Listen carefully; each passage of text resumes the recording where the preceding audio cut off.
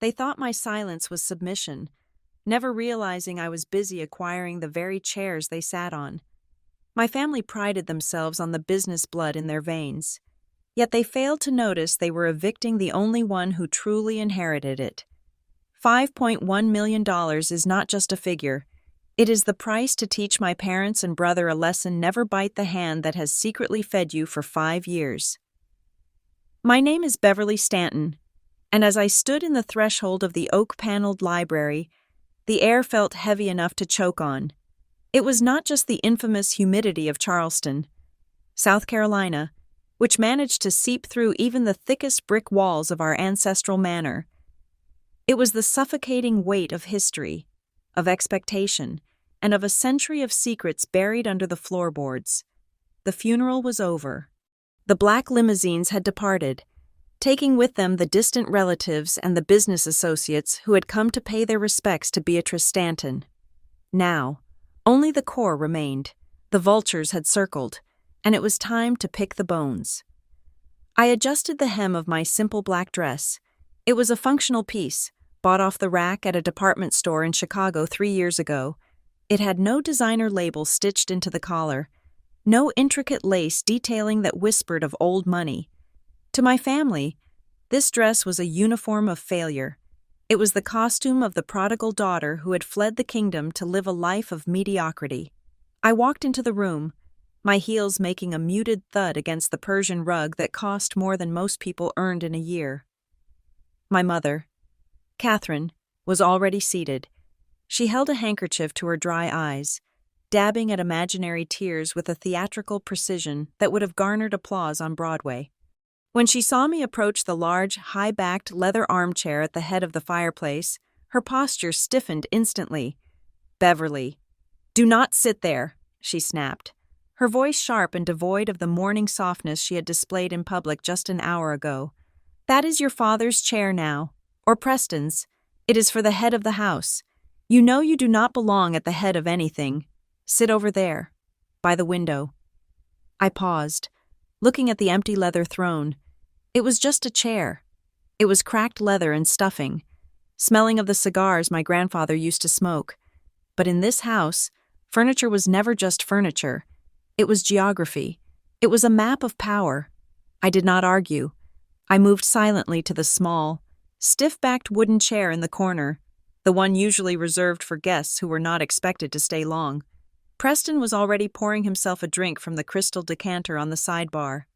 My brother was 35 years old, 3 years my senior, and he wore his inheritance like a second skin. His suit was a custom Italian cut, a midnight blue that shimmered slightly under the library's chandelier. He swirled the amber liquid in his glass, his face composed into a mask of solemnity. But I could see the twitch at the corner of his mouth. It was a micro-expression of suppression. He was fighting back a smile. He looked like a man who had just won a lottery he had rigged from the start. "Preston, sit down." My father, Richard, commanded gently. He looked tired, but it was a performative exhaustion. He was playing the role of the grieving son, the heavy-hearted patriarch taking up the mantle. "We need to get this over with. Mr. Harrison has a flight to catch." Mr. Harrison, the family attorney for over 40 years, sat at the mahogany desk. He looked ancient, his skin resembling the parchment he was shuffling. He adjusted his wire-rimmed spectacles and looked up. His eyes scanned the room, landing briefly on Richard, then Preston, before settling on me. There was something in his gaze that I recognized. It was pity. He looked at me the way one looks at a stray dog that has wandered onto a highway helpless and unaware of the oncoming truck. "Shall we begin, Mr.?" Harrison asked, his voice rasping like dry leaves. "Please," Preston said, finally taking his seat opposite our parents. He crossed his legs, revealing a flash of silk socks. "Let us honor grandmother's wishes." The room went silent, save for the rhythmic ticking of the grandfather clock in the hallway. It marked the seconds, counting down the moment my family believed they would be crowned royalty. "Mr. Harrison cleared his throat and began to read. The legal jargon was dense, a wall of words designed to protect assets and define lineages. He went through the minor bequests, first donations to the local historical society, a sum for the longtime housekeeper, a collection of jewelry to be auctioned for charity. My mother shifted impatiently. She did not care about the jewelry. She cared about the empire. Finally, Mr. Harrison reached the section that mattered. The air in the room seemed to vanish. Regarding the primary assets of the estate, he read, keeping his eyes fixed on the paper, to my beloved son, Richard, I leave the collection of antique firearms and the summer cottage in the Blue Ridge Mountains. My father nodded, satisfied. It was a token, a nod to his hobbies. He knew he was not the endgame. He had retired in spirit 10 years ago, happy to let the title skip a generation if it meant he could play golf and drink scotch without responsibility. Mr. Harrison took a breath. And to my grandson, Preston Stanton, I hereby bequeath 100% of my controlling shares in Stanton Logistics, including all operational assets, the fleet, and the brand rights. Furthermore, I bequeath the entirety of the Stanton estate, including this residence and the commercial waterfront properties known as the Dockers Wharf and the warehouses situated thereon. The silence that followed was absolute, but it was the silence of a bomb having successfully detonated exactly where intended. Preston let out a breath he had been holding since he walked in. He did not cheer, but he leaned back, the leather of his chair creaking under his shifting weight. He looked at the ceiling as if thanking a god he did not believe in. My mother reached out and squeezed his hand, her face glowing with a pride that had nothing to do with affection and everything to do with security. Mr. Harrison paused. He looked at me again. And to my granddaughter, Beverly Stanton. My mother turned her head, her eyes narrowing. She expected nothing. Or perhaps she expected a token, a vase, a painting. I leave my personal collection of first edition novels in the hope that she finds her own path. That was it. Books, paper and ink. Mr. Harrison closed the folder. The sound of the heavy cardstock hitting the table was final. Preston cleared his throat. The sound loud in the quiet room. Well, he stood up, buttoning his jacket. It seems grandmother was very clear. He looked at me, his eyes gleaming with a mixture of triumph and mock sympathy. I am sorry, Bev, but honestly, it makes sense, my father chimed in, his voice taking on that lecturing tone he reserved for when he wanted to justify his own cowardice. Beverly, you have to understand, this is business. Stanton Logistics is a beast of a company. It requires a hard hand. Preston is a man. He has been groomed for this. He needs these assets to maintain the position of our family in Charleston society. My mother nodded vigorously. Exactly. You have always been flighty. Beverly, hopping from one thing to another, living in that cramped apartment in Chicago, doing your little freelance computer work. You do not have the stability to manage an estate of this magnitude. You would just sell it and waste the money on something foolish. Your grandmother knew that. She wanted to protect the legacy. You simply cannot carry the weight. I sat perfectly still. I looked at the three of them. They were a tableau of arrogance. My father, weak and pompous. My mother, vain and cruel. And my brother, greedy and incompetent. They saw me as a caricature, a 32-year-old spinster with a failed career, scraping by on odd jobs, likely drowning in credit card debt. They saw the simple dress and the lack of jewelry and assumed poverty. They did not know that simplicity was the ultimate luxury of those who had nothing to prove. I did not scream. I did not throw the books I had just inherited. I did not beg. I simply looked at my father, then at my mother. I kept my face blank, a mirror reflecting their own ugliness back at them. Are you sure this is what Grandma wanted? I asked. My voice was steady, quiet. It cut through their celebration like a razor. Preston laughed. It was a harsh, barking sound. He walked around the table and stood over me, invading my personal space. He smelled of expensive cologne and stale champagne. Do not be bitter, Bev. It is ugly on you. Of course, this is what she wanted. The paperwork is right there. He gestured to the folder. She wanted the company to survive. That is why she gave it to me. He reached into the inner pocket of his suit jacket. He pulled out a thick white envelope. He had prepared this. He had known the outcome before the reading even started. The arrogance of it was breathtaking. He tossed the envelope onto the small table next to me. It slid across the polished surface and stopped near my hand. It was unsealed. I could see the edges of the crisp, green bills inside. "There is $5,000 in there," Preston said, his voice dripping with false benevolence.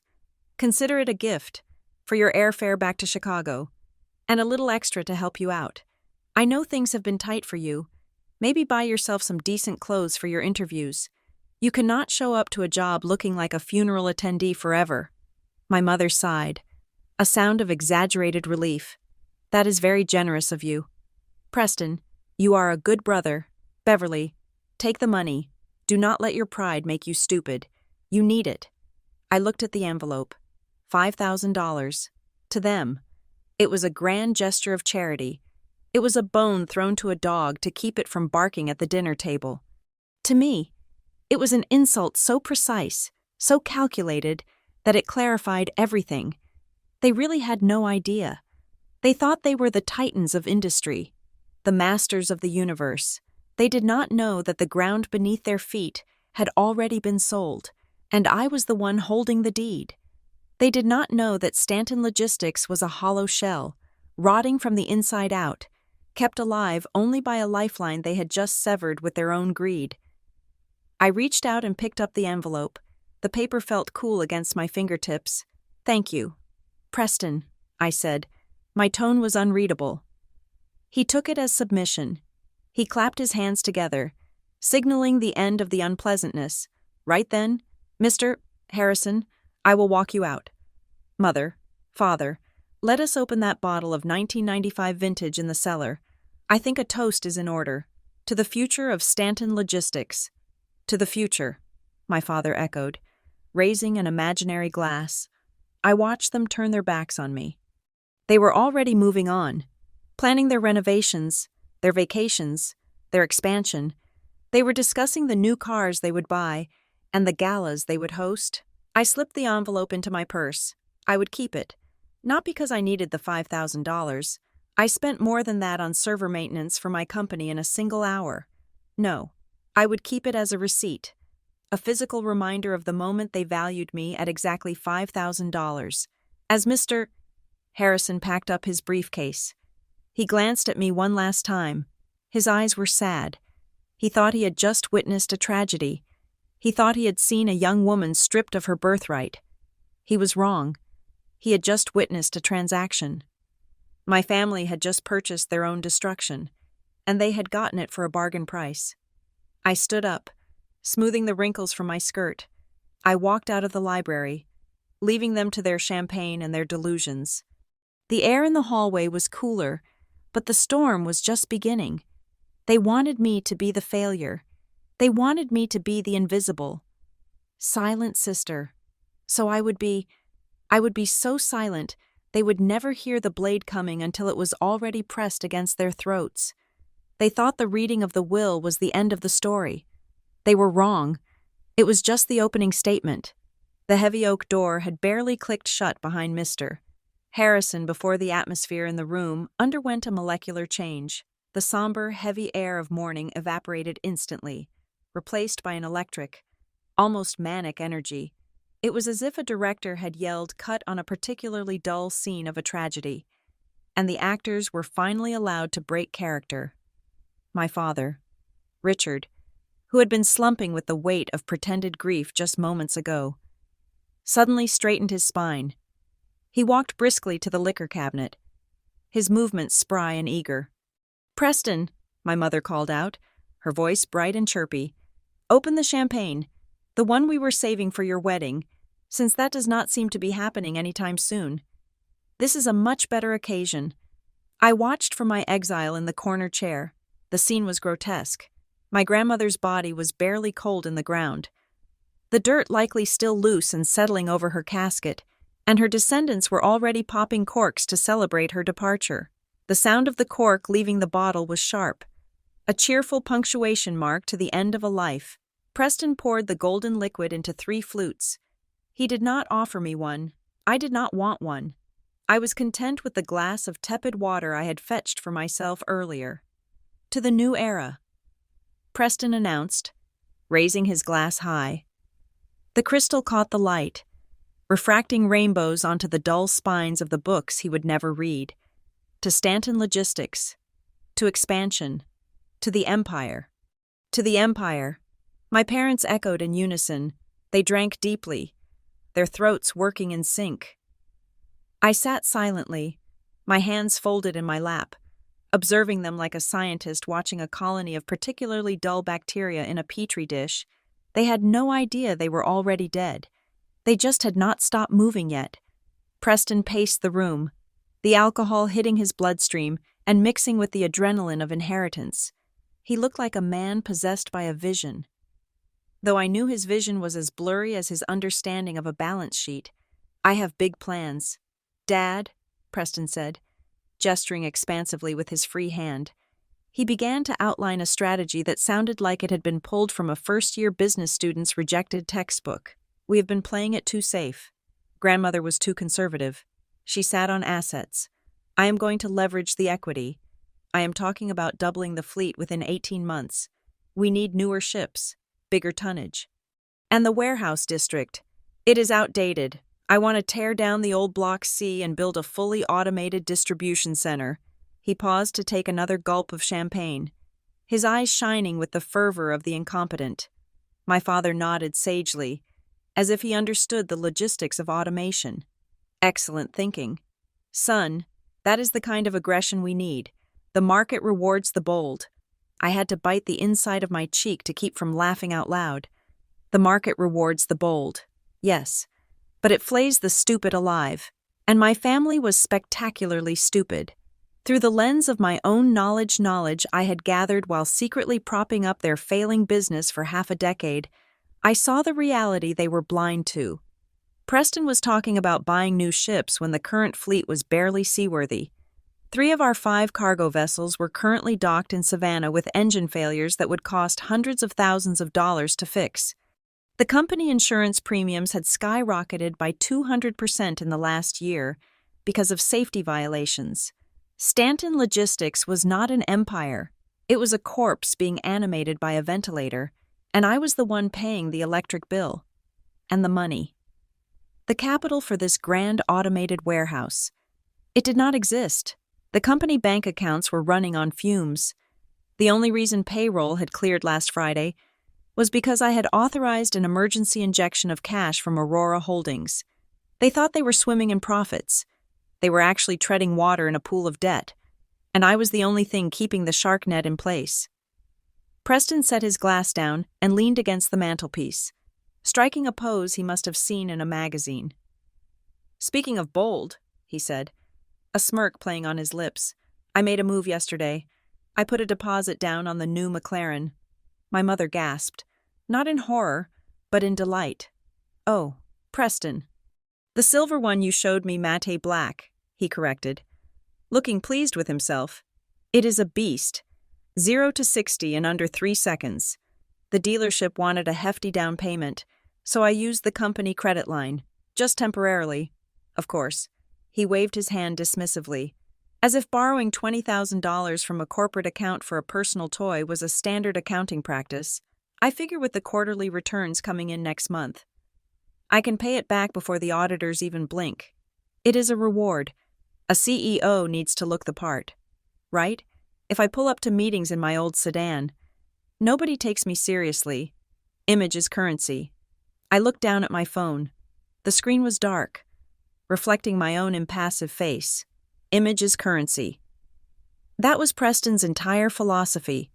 He believed that if he wore the suit and drove the car, the competence would magically follow.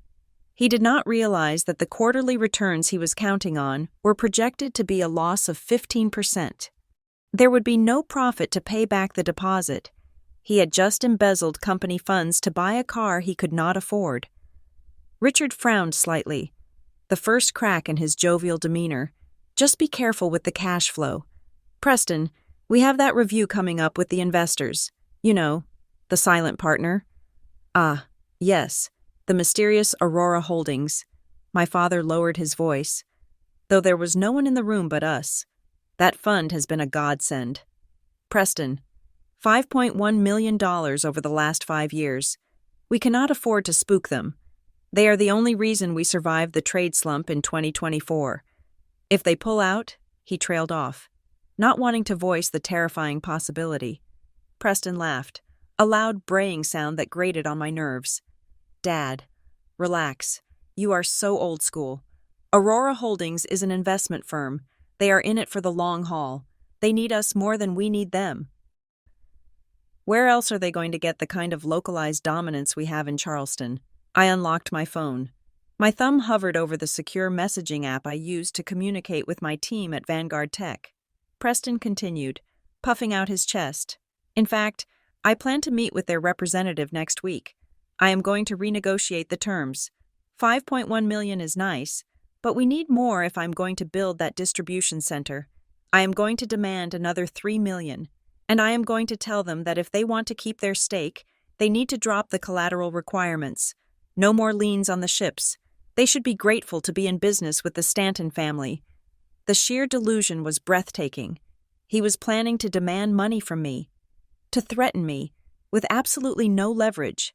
He thought Aurora Holdings was some faceless conglomerate in New York or London. He did not know that the entire board of directors consisted of me, my laptop, and my cat. I opened the chat with my chief financial officer. Marcus, I typed a single line of text. Prepare the kill switch. Code red. My mother glanced over at me, her lip curling in distaste. Look at her, she said to Preston, gesturing with her champagne glass. Your brother is discussing the future of our legacy, planning to take us to new heights, and she is playing games on her phone. She turned her gaze directly to me. Beverly, honestly, do you have no shame? We are discussing adult matters. You sit there tapping away like a teenager. This is why you are where you are in life. I looked up, locking my phone. The message was sent.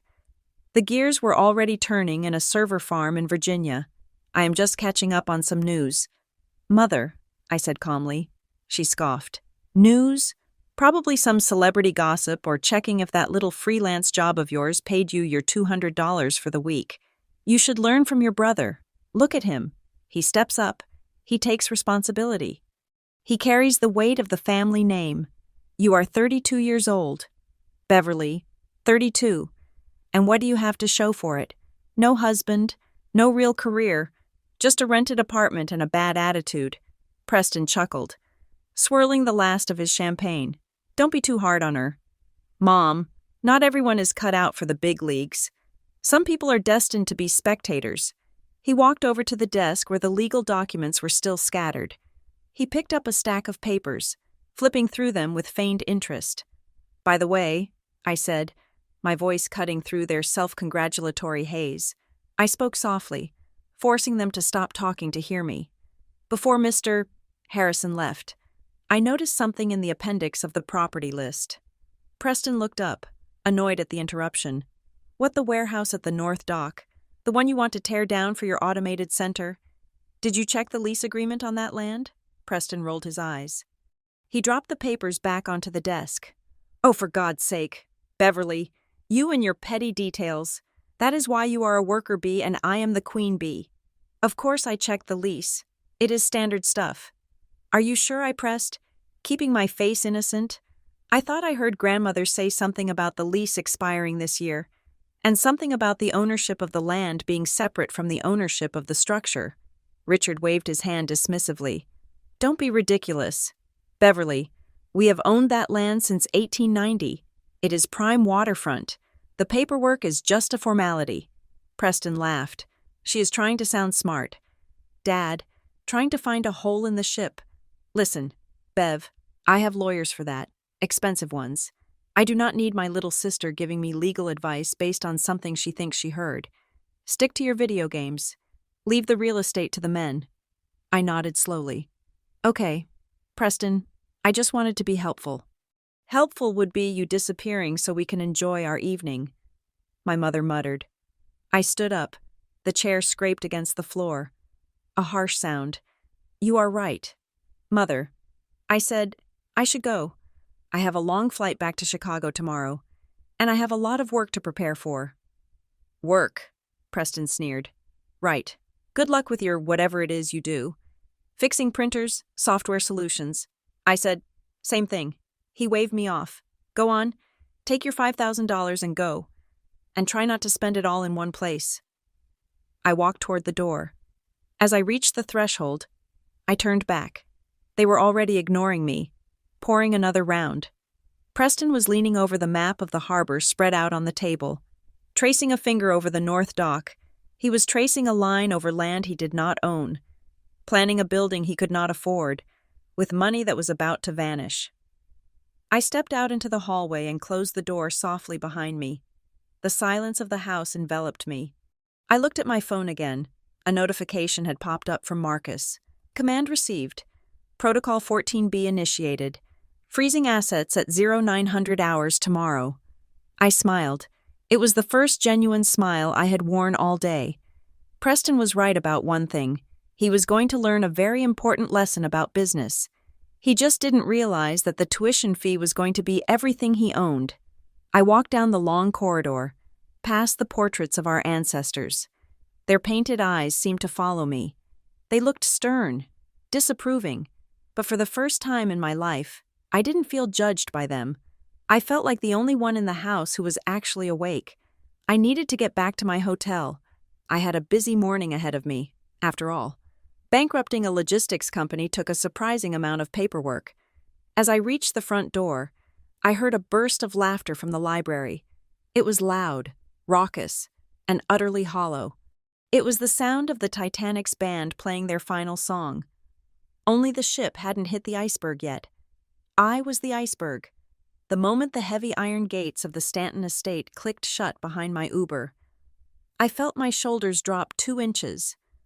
I had spent the last 6 hours holding my body in a state of rigid deference, playing the role of the beaten down, impoverished daughter.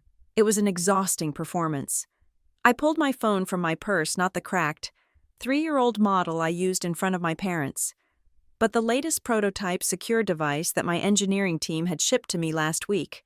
To the driver, a chatty man named Dave, I was just another mourner leaving a funeral. To my family, I was Beverly the failure, heading back to a Motel 6 on the outskirts of town. Take me to the Belmont, please, I said, my voice shifting from the meek whisper I used with my mother to my natural tone, crisp, authoritative, and tired. Dave looked in the rearview mirror, surprised. The Belmont Charleston Place. Yes, the private entrance on King Street. 20 minutes later, I was walking through the marble lobby of the city's most expensive hotel.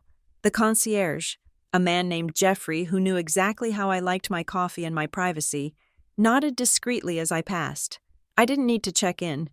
I had booked the presidential suite for the entire week under a corporate account. I entered the elevator and pressed the button for the top floor.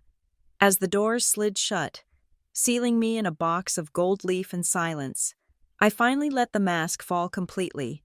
I stripped off the cheap black blazer I had bought specifically for today and draped it over my arm. Underneath, I was wearing a silk blouse that cost more than Preston's car payment, but my family had been too busy looking at my lack of jewelry to notice the quality of the fabric. I walked into the suite, kicked off my uncomfortable heels, and went straight to the desk by the window. The view of Charleston was breathtaking, church steeples piercing the twilight, the Cooper River shimmering in the distance. Somewhere out there, in the dark, was the Stanton docks, my docks. I opened my laptop, a sleek, custom-built machine with biometric security. I pressed my thumb to the sensor, and the screen flared to life. The logo of Vanguard Tech pulsed in blue before the dashboard loaded. My family thought I was a freelance IT worker, perhaps fixing bugs for local websites or troubleshooting printers. It was a lie I had curated carefully. The truth was far more lucrative. I was the founder and CEO of Vanguard Tech. 10 years ago, when my father had thrown me out of the house, he had screamed that I was making a mistake. I wanted to study computer science and systems engineering. He wanted me to get a business degree and learn to manage the family's decline. "You are throwing away your legacy for a toy," he had shouted. "Computers are for servants." Beverly. Owners hire people to type. Owners do not type. So I left. I took my student loans, I took my hunger, and I went to California. I didn't just learn to type, I learned to build.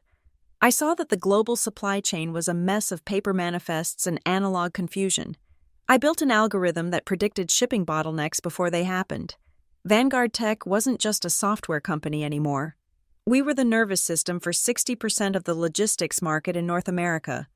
If you bought a toaster online, or a car, or a crate of avocados, there was a high probability that my code had directed the truck that delivered it.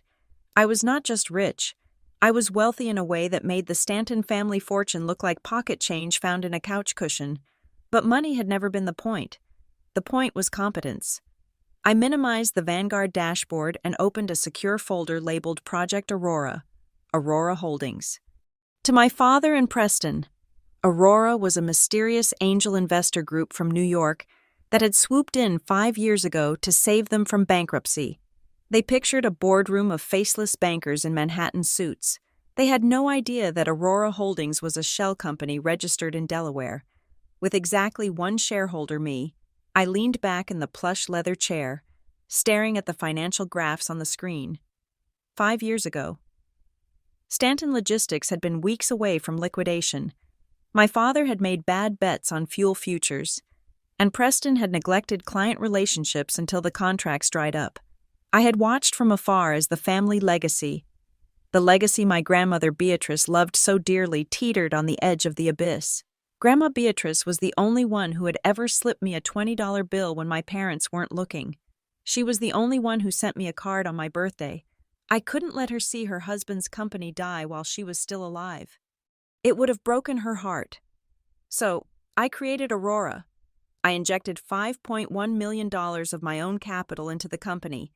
I structured it as a high-risk investment with strict oversight clauses, betting that my father would be too desperate to read the fine print. He took the money, breathed a sigh of relief, and immediately went back to his old habits. For 5 years, I had been the silent partner. I had reviewed their quarterly reports, grimacing at the red ink. I had quietly suggested through consultants hired by Aurora that they modernize their fleet. They ignored the advice. I had watched them burn through my money to maintain their country club memberships and their facade of success, all while I paid the salaries of the 200 employees who actually did the work. I did it for Grandma, but Grandma was gone now. And today, they had looked me in the eye and told me I was unworthy. They had handed me $5,000 like it was a king's ransom and told me to get lost. My phone buzzed on the desk. It was a video call request from Marcus, my chief financial officer at Vanguard, and the only other person who knew the truth about Aurora. I accepted the call. Marcus's face appeared, framed by the multiple monitors of his office in San Francisco. He looked grim. "Beverly," he said, skipping the pleasantries. "My condolences on your grandmother. Thank you. Marcus, I trust you are not calling just to offer sympathy." "No," he said. "We have a situation. The alert system on the Aurora accounts just triggered a Level 4 flag." I sat up straighter. Level 4 meant significant unauthorized movement of capital. What did they do? "You know that operational account we restricted? The one meant solely for fleet maintenance and emergency repairs? Yes. It requires dual authorization for anything over $50,000. Marcus nodded. "Well, someone bypassed the secondary authorization by splitting the transaction into 4 smaller payments of $49,000 each, all within 10 minutes of each other. Then they moved the remaining balance to a vendor account listed as Marine Performance Upgrades." I felt a cold spike of anger in my chest. "Who is the vendor?" I ran a background check. Marcus said, "It is not a marine engineering firm. Beverly, it is a holding company for a luxury automotive dealership in Atlanta. Specifically, one that specializes in British supercars." I closed my eyes. Preston, the McLaren. He hadn't just used the company credit line as he bragged. He had drained the maintenance fund. That money was earmarked for the Stanton Queen, the cargo ship currently docked in Savannah with a rusted hull. Without those repairs, That ship couldn't pass inspection. Without that ship, the contract with the textile mill, their biggest remaining client, would be voided. How much, I asked, though I already knew the answer. Total withdrawal is roughly $200,000, Marcus said, and he marked it in the ledger as turbine replacement. Fraud. It wasn't just stupidity anymore. It was embezzlement. He was stealing from an investor to buy a toy, and then lying about it in federal compliance documents. It gets worse. Marcus continued, I pulled the general ledger for the last 48 hours. Your father, Richard, just approved a bonus payout for himself and Preston. They are calling it a succession performance bonus. They drained the payroll buffer. The sailors are supposed to be paid on Friday. If this stands, the checks are going to bounce. I stared at the screen. The image of Preston's smug face in the library flashed in my mind. I am a man. I have been groomed for this. They were gutting the company. Less than 24 hours after acquiring it, they were peeling the copper wiring out of the walls to sell for scrap.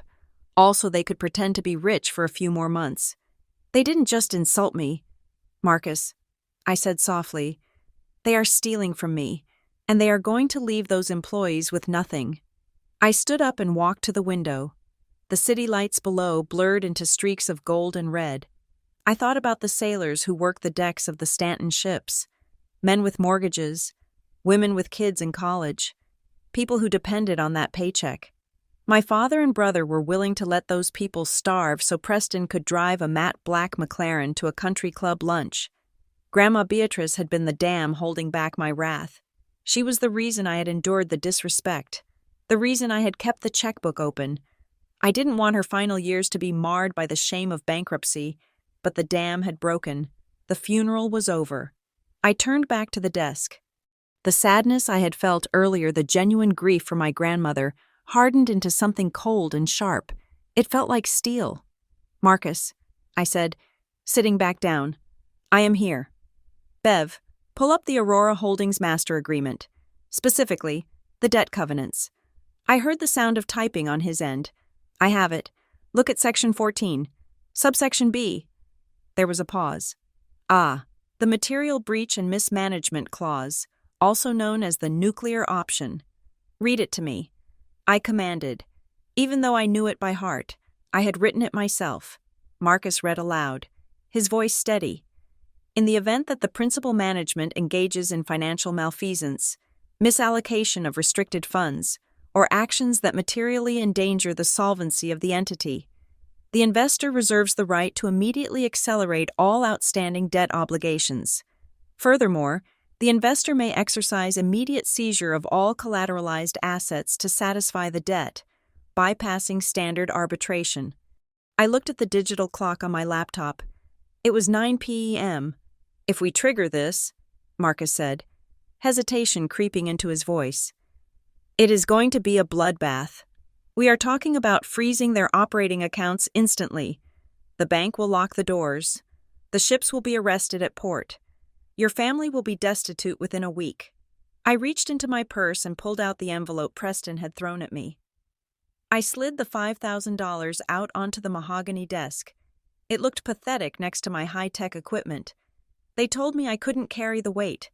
I whispered, they were right. I am done carrying them. Beverly, Marcus asked. I picked up the stack of cash and dropped it into the wastebasket next to the desk. Execute it, I said. Are you sure I looked at the screen? My eyes locking with the camera lens as if I were staring directly into Preston's soul. Activate Clause 14B. Marcus, immediately. I want every dime of that $5.1 million called in. I want the liens enforced on the ships. I want the foreclosure notice on the mansion prepared and sent by courier tomorrow morning. And flag that $200,000 withdrawal for the SEC. If my brother wants to drive a fast car, he can drive the police cruiser that takes him to arraignment. Understood, Marcus said. His tone shifted from concern to professional. Initiating asset freeze. I will notify the legal team to file the injunctions. It will hit the banking system when the markets open at 9 a.m. Good. One more thing. Bev, Marcus added, what about the employees? If we freeze the accounts, they don't get paid. I paused. I was ruthless, not cruel. Open a separate escrow account under Vanguard. I said, pay the sailors and the warehouse staff directly from my personal funds. Tell them it is an emergency transition stipend from the new ownership group, but do not tell them who the owner is yet. Let Richard and Preston face the mutiny of a crew they tried to rob. Consider it done. The line went dead. I sat alone in the silence of the penthouse. I walked over to the minibar and poured myself a glass of sparkling water. I didn't need champagne. Champagne was for people who celebrated before the victory was won. I walked back to the window, down at the docks. The lights of the Stanton Queen were likely flickering. My brother was probably sleeping soundly in his silk sheets, dreaming of his new car. Secure in the knowledge that he had put his annoying little sister in her place, he had no idea that the ground beneath his feet had just turned into a trapdoor. I took a sip of water. The cool liquid felt good against my throat. Sleep tight. Preston. I murmured to the city. Enjoy your last night as a Stanton. Tomorrow. You are just a tenant who forgot to pay the rent, and the landlord is home. The morning sun over Charleston was deceptively bright, casting a warm, inviting glow over a city that was about to witness a cold-blooded execution. I sat in the private viewing room of the First National Bank of South Carolina, the silence of the vault pressing against my ears. It was a stark contrast to the humidity and noise outside. Here, the air was conditioned to a crisp, dry chill, designed to preserve paper and secrets. On the polished steel table in front of me sat a heavy metal safety deposit box. Box number 409. It had belonged to Beatrice Stanton. I had the key in my hand, a small piece of brass that felt heavier than it looked. My family believed that everything Grandma Beatrice owned had been accounted for in that library yesterday. They thought Mr. Harrison had read the sum total of her life's work in those few pages of legal stationery. They believed the assets were locked up in the company accounts and the property titles kept in the manor's safe. They were wrong. I inserted the key and turned it. The lock clicked with a satisfying mechanical snap. I lifted the lid. Inside, there were no diamonds, no rubies, no stacks of cash. There was only a single manila envelope, sealed with red wax, and a small, velvet-covered diary. I reached for the envelope first. My hands trembled slightly, not from fear, but from the sheer weight of the memory that came rushing back. The smell of old paper triggered a sensory transport, pulling me out of the bank vault and back 6 months in time, to a sterile room in Mount Sinai Hospital. I closed my eyes and let the memory take me. It was raining that day. I remembered the sound of the drops hitting the hospital window, a relentless rhythm against the glass. Grandma Beatrice was lying in the bed, looking smaller than I had ever seen her. The stroke had taken some of her mobility, but it had not touched her mind. Her eyes, the same steel gray as mine, were sharp, alert, and burning with a fierce intelligence that my father had clearly failed to inherit. I sat by her bedside, holding her hand. Her skin felt like parchment paper, fragile and dry. "Stop looking at me like I am already a ghost, Beverly," she had rasped, her voice weak but her tone commanding. "I am not dead yet, and I certainly am not senile, despite what your father tells the doctors." I squeezed her hand. "I know. Grandma, I know you are sharp." She turned her head to look at me. "Do you?" "Because everyone else seems to think I am a confused old woman. They come in here, Richard, Catherine, Preston, and they talk to me in those loud, slow voices, like I am a toddler. They bring me flowers and talk about the weather, and then they whisper in the corner about power of attorney." She let out a dry, hacking laugh. "They think I do not hear them. They think I do not know that Preston sold the copper piping from the old warehouse last month to pay off a gambling debt." I froze. I had known Preston was reckless, but I did not know she knew. "You know about that?" I asked. "I built this family, Beverly," she whispered. "I know when a termite is eating the foundation. Preston is a fool. He sees the business as a piggy bank. And your father?" She sighed. A sound of deep, profound disappointment. "Richard is a good man."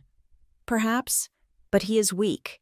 He lets Catherine steer him, and Catherine only steers towards shiny things." They are going to destroy it all. Beverly, everything your grandfather and I built, they will sell the land to developers for quick cash and waste it on cars and vacations. Then change the will. I said urgently, give the control to someone else. Hire an external CEO. She shook her head slowly. It is not that simple. Blood is a curse. My dear, if I cut them off entirely, they will contest the will. They will drag my name through the mud in court for years. They will say I was mentally incompetent. They will win eventually, and the lawyers will take half the money. She reached under her pillow and pulled out the very envelope that now sat before me in the bank vault. So, I have made a fail-safe, she said. She placed the envelope in my hands. Her grip was surprisingly strong. 8 months ago, I had a lucid day. I called a notary, a different one. Not Harrison. Harrison is loyal, but he talks too much to your father. I drafted a deed of gift. I looked at the envelope, confused. A deed of gift. Open it later, she commanded. But listen to me now. This document transfers the legal ownership of the land, the physical earth under the warehouses, the docks, the deep-water berth, and the manor itself directly to you, effective immediately upon my signature. My breath hitched. Grandma, this is everything. The company is worthless without the land. They cannot operate the ships if they do not have a dock. They cannot store cargo if they do not own the warehouses. Exactly, she said, a small, mischievous smile touching her pale lips. In the will, I have left them the company, the entity known as Stanton Logistics. I have left them the right to manage the estate, but I have not left them the estate itself. They will own the house, but you will own the ground it sits on. They will own the cranes, but you will own the concrete they are bolted to. Why, I asked. Tears stinging my eyes. Why do this in secret? Because I want to give them one last chance, she said, her voice dropping to a whisper. This is a test, Beverly. When I die, there will be a reading. I want you to go. I want you to see how they treat you. She squeezed my hand harder. If they are kind, if they share, if they show even an ounce of respect for you as their blood, then you burn this envelope, you tear it up, and you never speak of it. You let them have the land. You guide them from the shadows as you have been doing with your money. But, she continued, her eyes hardening into flint, if they are cruel, if they cut you out, if they treat you like a stranger in your own home, then you file this deed. You execute it. You take it all back, because if they cannot love their own family, they certainly do not deserve to keep mine. I remembered sitting there in the hospital room, the weight of her trust settling on my shoulders like a heavy cloak. She was giving me the power of a god over my family's fate. She was handing me the sword and telling me to wait and see if they fell on it.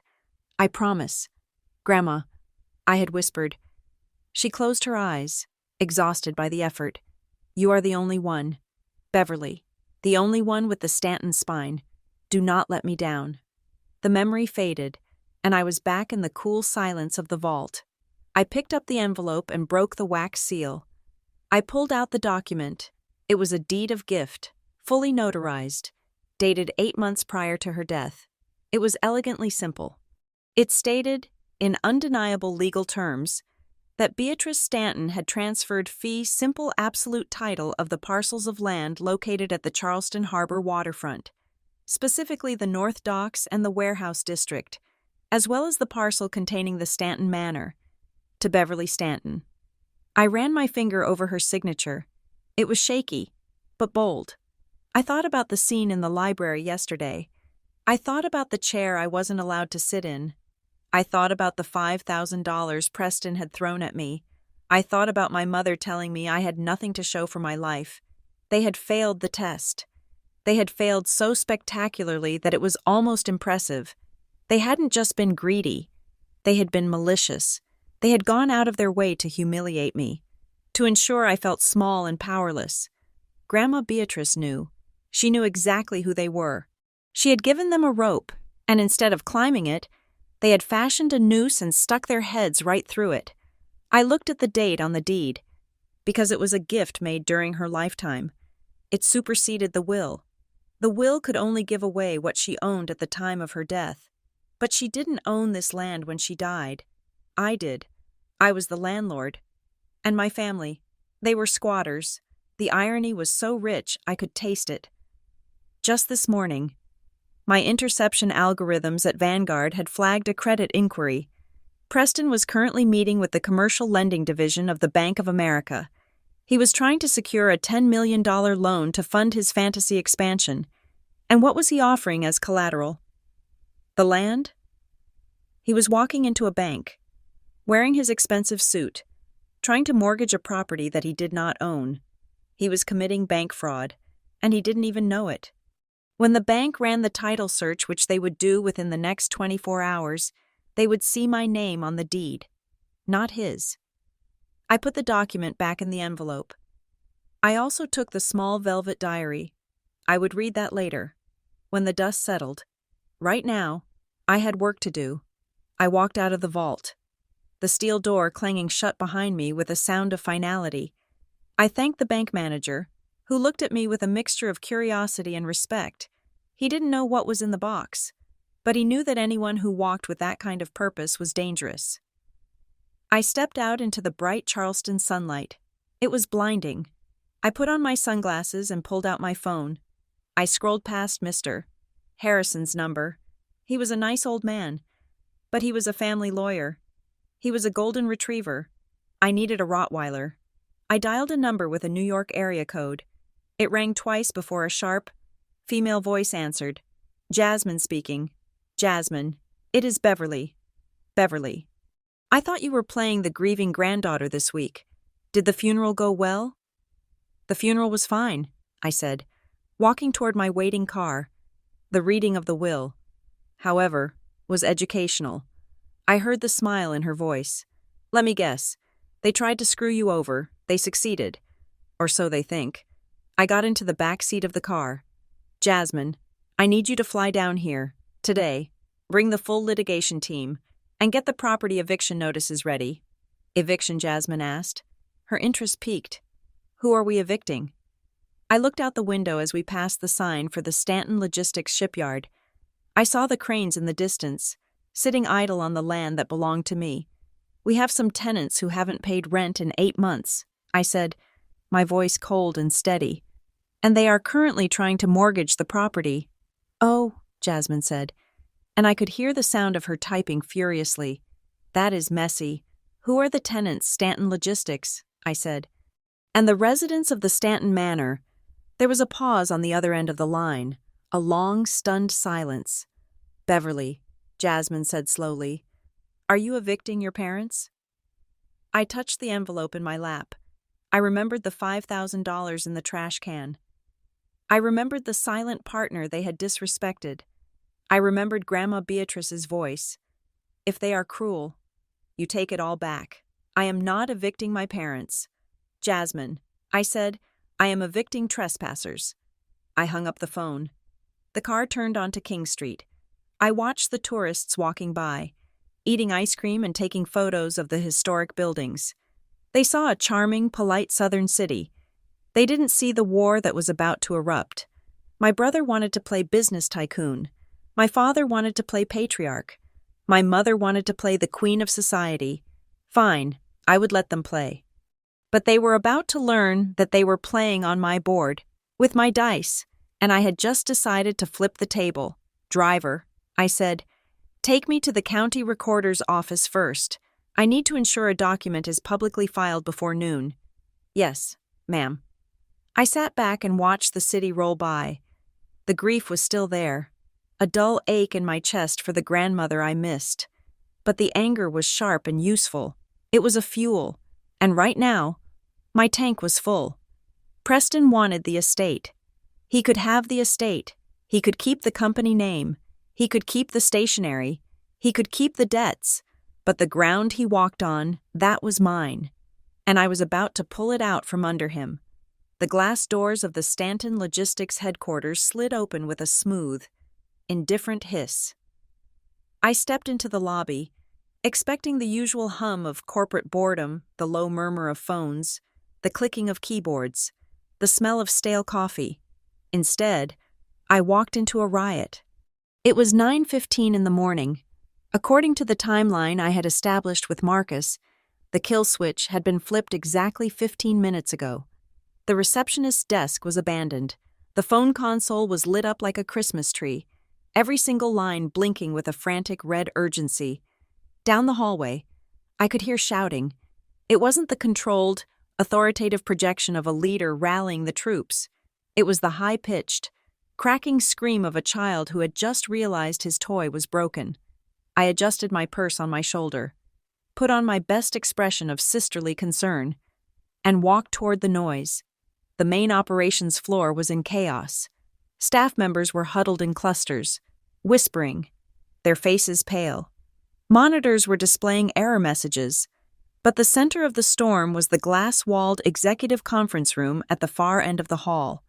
The door was propped open, and my brother's voice was spilling out into the corridor. "You are incompetent." Preston was screaming. He was standing over the desk of the chief financial officer, a mild-mannered man named Mr. Henderson, who had been with the company for 20 years. "It is a computer glitch. Henderson, fix it. Reboot the server." "Do I have to do everything myself?" I stopped just outside the doorway, leaning against the frame, invisible in their panic. "Mr. Henderson was shaking. He held a tablet in his hands, his knuckles white. "Mr. Stanton, please listen to me," Henderson stammered, his voice trembling. "It is not a glitch. I have rebooted 3 times. I called the bank's merchant services division. This is a deliberate freeze. The primary operating account is locked." Preston slammed his hand down on the mahogany table. "Locked by who we are." "Stanton Logistics. We have a $10 million credit line." "Not anymore," Henderson said, his voice dropping to a whisper that carried the weight of a funeral sentence. "The freeze was initiated by the primary creditor, Aurora Holdings." The room went silent. My father, Richard, who had been pacing near the window, froze.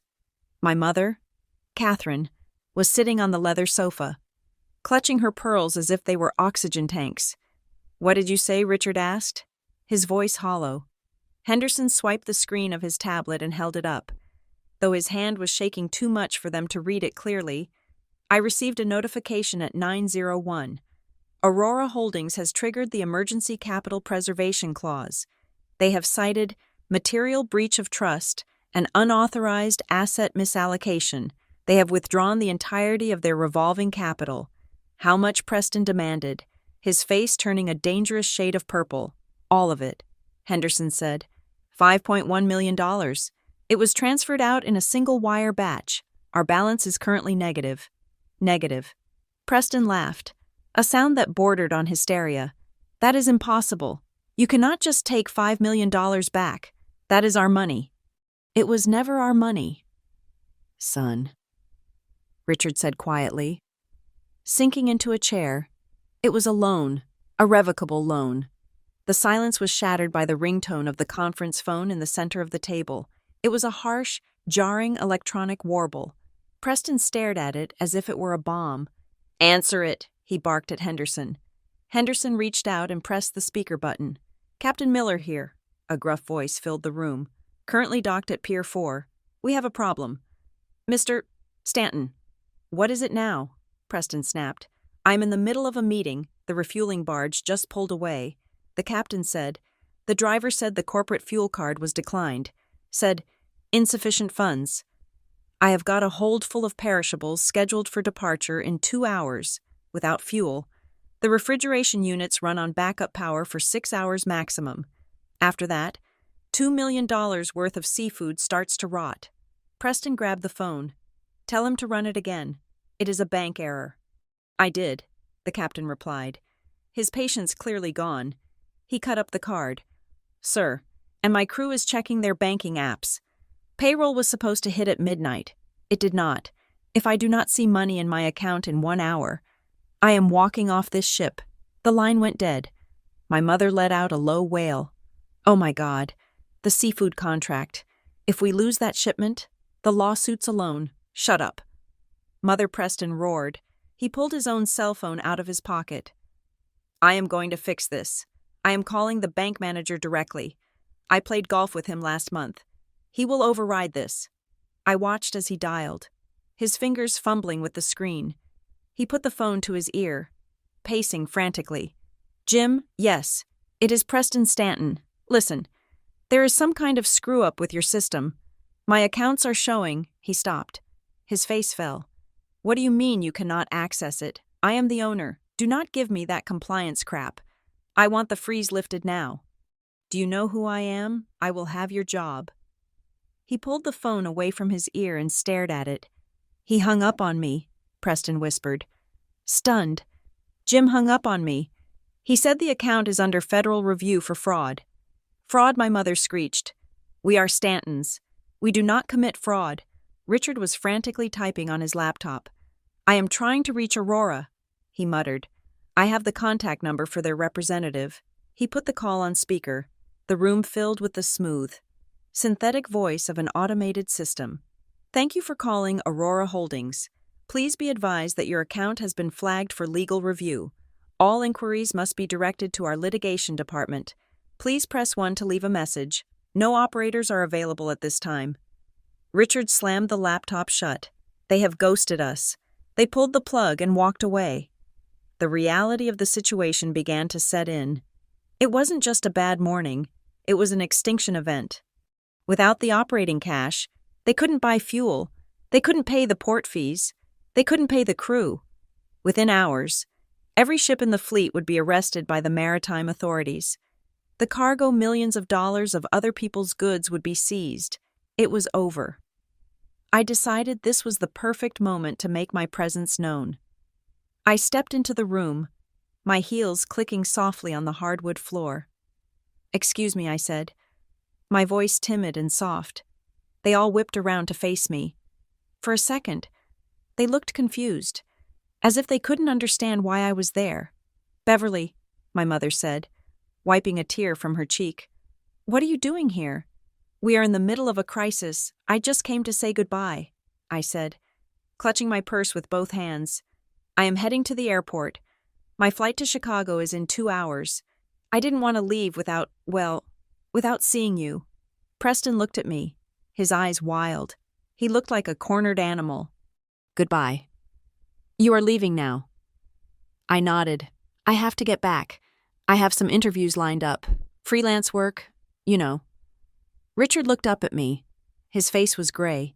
He looked 10 years older than he had yesterday. His eyes locked onto mine, and I saw a flicker of desperation that was truly pathetic. Beverly, he said, his voice trembling.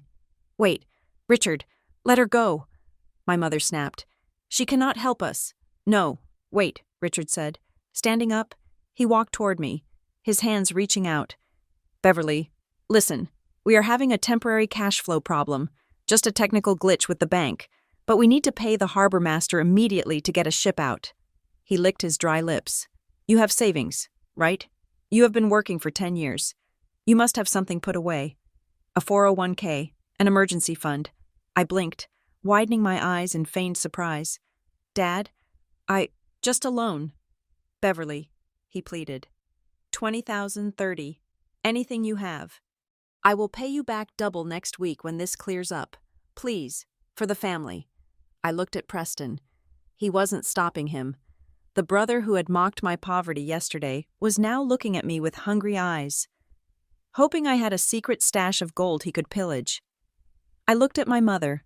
She was watching me expectantly, as if it were my duty to throw myself into the fire to keep them warm. I took a step back. Dad, I said, my voice trembling slightly, I don't have that kind of money. I told you. Things have been really hard. Richard's face fell. You have nothing. I reached into my purse and pulled out the crisp white envelope Preston had thrown at me the day before. I have this, I said. I held up the envelope. The $5,000 Preston gave me. I said, it is all I have in the world right now. Preston stared at the envelope. He looked like he wanted to vomit. You want me to give it back? I asked innocently. I can cancel my flight. I can take a bus back to Chicago. It will take 2 days. But if you need the money... There was a long, excruciating silence, $5,000 wouldn't even buy enough fuel to start the ship's engine. It was a drop of water in a forest fire. "Keep it," Preston spat, turning away in disgust. "It is useless. Get out of here. Beverly, go back to your pathetic life." Richard slumped back into his chair, head in his hands. "Just go," he whispered. I put the envelope back in my purse. "I promise I will not spend it all in one place," I said, repeating Preston's words from yesterday. I turned to leave, but before I could reach the door, a man in a cheap brown suit walked in. He bypassed the receptionist's empty desk and walked straight into the conference room. "Excuse me," he said, his voice flat and bored. "I am looking for Preston Stanton and Richard Stanton." "I am Preston Stanton," my brother snapped. "Who the hell are you?" "Another creditor. Get in line." The man did not flinch. He reached into his briefcase and pulled out 2 thick stacks of documents bound with red tape. "You have been served," the man said. He dropped the papers onto the mahogany table. They landed with a heavy, ominous thud, right next to Preston's useless cell phone. Served, Preston stared at the papers. For what? The man consulted his clipboard. "Civil suit, filed in the Southern District Court. Plaintiff is Aurora Holdings. Charges include grand larceny, falsification of corporate records, breach of fiduciary duty, and wire fraud. They are also seeking an emergency injunction to seize all physical assets of Stanton Logistics pending trial." My mother screamed. It was a high, piercing sound that shattered the last remnants of their dignity. "That is impossible," Richard shouted. "They cannot sue us. We are partners." The process server shrugged. "I just deliver the paper. Buddy, you have 24 hours to respond, or a default judgment will be entered. Have a nice day." He turned and walked out, brushing past me. I stood there for one last moment. I watched my mother sobbing into her hands. I watched my father frantically flipping through the lawsuit, his face draining of color as he read the accusations. I watched Preston staring at the wall, his mouth open, his arrogance finally stripped away to reveal the terrified child underneath. "Good luck with the business." "Preston," I said softly. He didn't hear me. He was too busy drowning. I walked out of the conference room, down the hallway, and through the lobby. As I pushed through the glass doors and into the warm Charleston air, I took a deep breath. The air smelled of salt and jasmine. It smelled of justice. I pulled out my phone and sent a text to Jasmine. "Phase 1 complete. The package has been delivered. Proceed to the real estate seizure." I hailed a taxi. I wasn't going to the airport. I was going back to the hotel to order room service and watch the local news. The collapse of the Stanton Empire was going to be the lead story, and I didn't want to miss a single second of it. The address for Aurora Holdings was located in a glass spire in downtown Charleston. A building that screamed modern power and exclusion. It was a temporary executive suite I had leased 48 hours ago. Furnished with minimalist Italian leather and chrome, it looked nothing like the dusty, history-burdened library of the Stanton Manor. It looked like the future, and my family was about to walk into it like Neanderthals stumbling into a spaceship. I stood behind the one-way mirror of the conference room, watching them. They were early. Panic does that to people. My father, Richard, was pacing the length of the room, his tie loosened, sweat visible on his brow despite the aggressive air conditioning. My mother, Catherine, sat on the edge of her chair, picking at a loose thread on her Chanel suit. She looked smaller than she had 2 days ago. The arrogance was gone, replaced by a jittery, nervous energy, and Preston, my brother, was slumped in a chair, staring at the floor. He was vibrating with rage and fear. He looked like a man who was waiting for the principal to expel him. Only the principal was the Federal Bureau of Investigation. Next to me stood Jasmine, my lead counsel from New York. She checked her watch, a shark-like grin spreading across her face. "It is showtime." "Beverly," she whispered, "are you ready?" I adjusted the lapels of my white blazer. I had ditched the morning black. Today, I was wearing the armor of a conqueror. "I have been ready for 5 years," I said. Jasmine nodded and pushed open the heavy door leading into the conference room. I waited a beat. letting her enter first. Mr. Stanton. Mistress Stanton, Jasmine said, her voice projecting with practiced courtroom authority. I am Jasmine Vance, General Counsel for Aurora Holdings. Thank you for coming on such short notice. My father stopped pacing and rushed toward her, his hands clasped in a pleading gesture. Ms. Vance, thank God. Look, there has been a terrible misunderstanding. The lawsuit, the frozen accounts, it is all a mistake. We are long-term partners. We just need to speak to the director, the person in charge. We can explain everything. Jasmine stopped him with a raised hand. She did not smile. The principal investor is here to speak with you directly, she said. My mother stood up, smoothing her skirt. Oh, thank goodness. A reasonable person. We are civilized people. Ms. Vance, we can sort this out over lunch. Jasmine stepped aside. Please take your seats, she commanded. The chairman will see you now. I stepped through the doorway. The room was silent. The only sound was the hum of the ventilation system. I walked past my father, past my mother, and past Preston. I did not look at them. I walked straight to the head of the table, the seat made of black leather that backed up against the panoramic window overlooking the harbor. I pulled the chair out and sat down. I placed a thick dossier on the table in front of me. Then, I folded my hands and looked up. Hello, Mother. Hello, Father. The silence that followed was heavy, thick, and suffocating. My father blinked, his mouth opening and closing like a fish out of water. Preston frowned, squinting at me as if I were a hallucination brought on by stress. But it was my mother who spoke first. Her capacity for denial was truly a geological marvel. She let out a nervous, high-pitched laugh. Beverly, she asked, her voice trembling with confusion. What are you doing here? Did you get a job here? She looked at Jasmine, then back at me, her face brightening with a sudden, desperate hope. Oh, is that it? You are working as a secretary for the chairman, Beverly. Darling, that is wonderful. You must tell your boss that we are here. Tell him we are family. Tell him to come out so we can fix this mess. I stared at her. I did not blink. I did not smile. I am not the secretary. Mother, I said. My voice was calm, but it carried across the room like a gunshot. Preston sat up straight, his eyes narrowing. Then what are you doing in the big chair? Bev, get up. You are embarrassing us. The real owner is going to walk in any second. I leaned forward. There is no one else walking through that door. Preston, I said. I placed my hand on the dossier. I am the owner. The words hung in the air.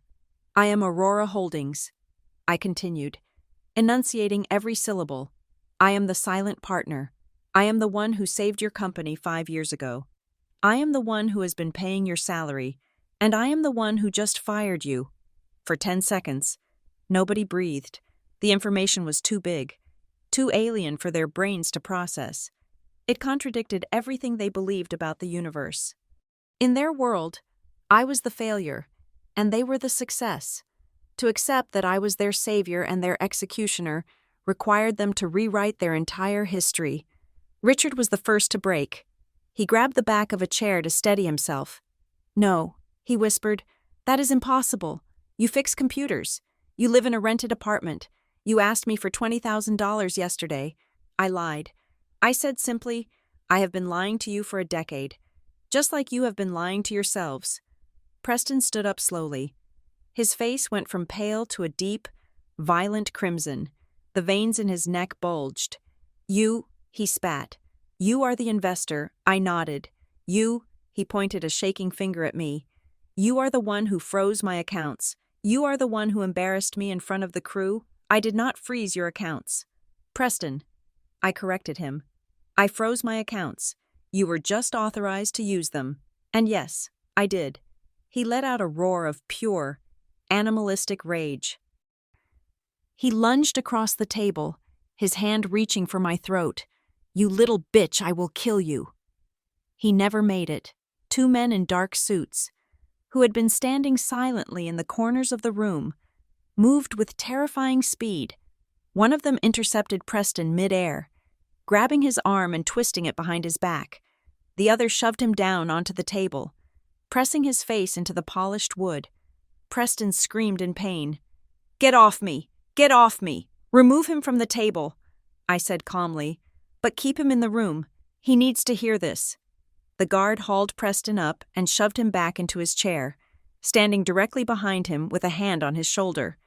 Preston was panting, his hair disheveled, his eyes wild with hate. "You stole it," he screamed, spittle flying from his mouth. "You stole our money. You hacked the accounts. Mom, Dad. She is a thief. She is trying to steal the company I opened the dossier." I pulled out a stack of papers and slid them down the center of the long table. They fanned out, revealing rows of numbers, dates, and highlighted transactions. "Let us talk about theft." "Preston," I said. I picked up the first sheet. January 4th, 2025. A withdrawal of $45,000 from the equipment fund, marked as forklift repair. But the invoice number corresponds to a VIP package at the Bellagio Casino in Las Vegas. I picked up the next sheet. March 10th, $12,000. Consulting fee? Paid to a shell corporation that lists its address as a luxury watch dealership in Miami.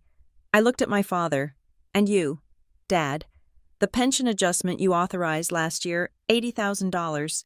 It went directly into a private account in the Cayman Islands. I traced the wire.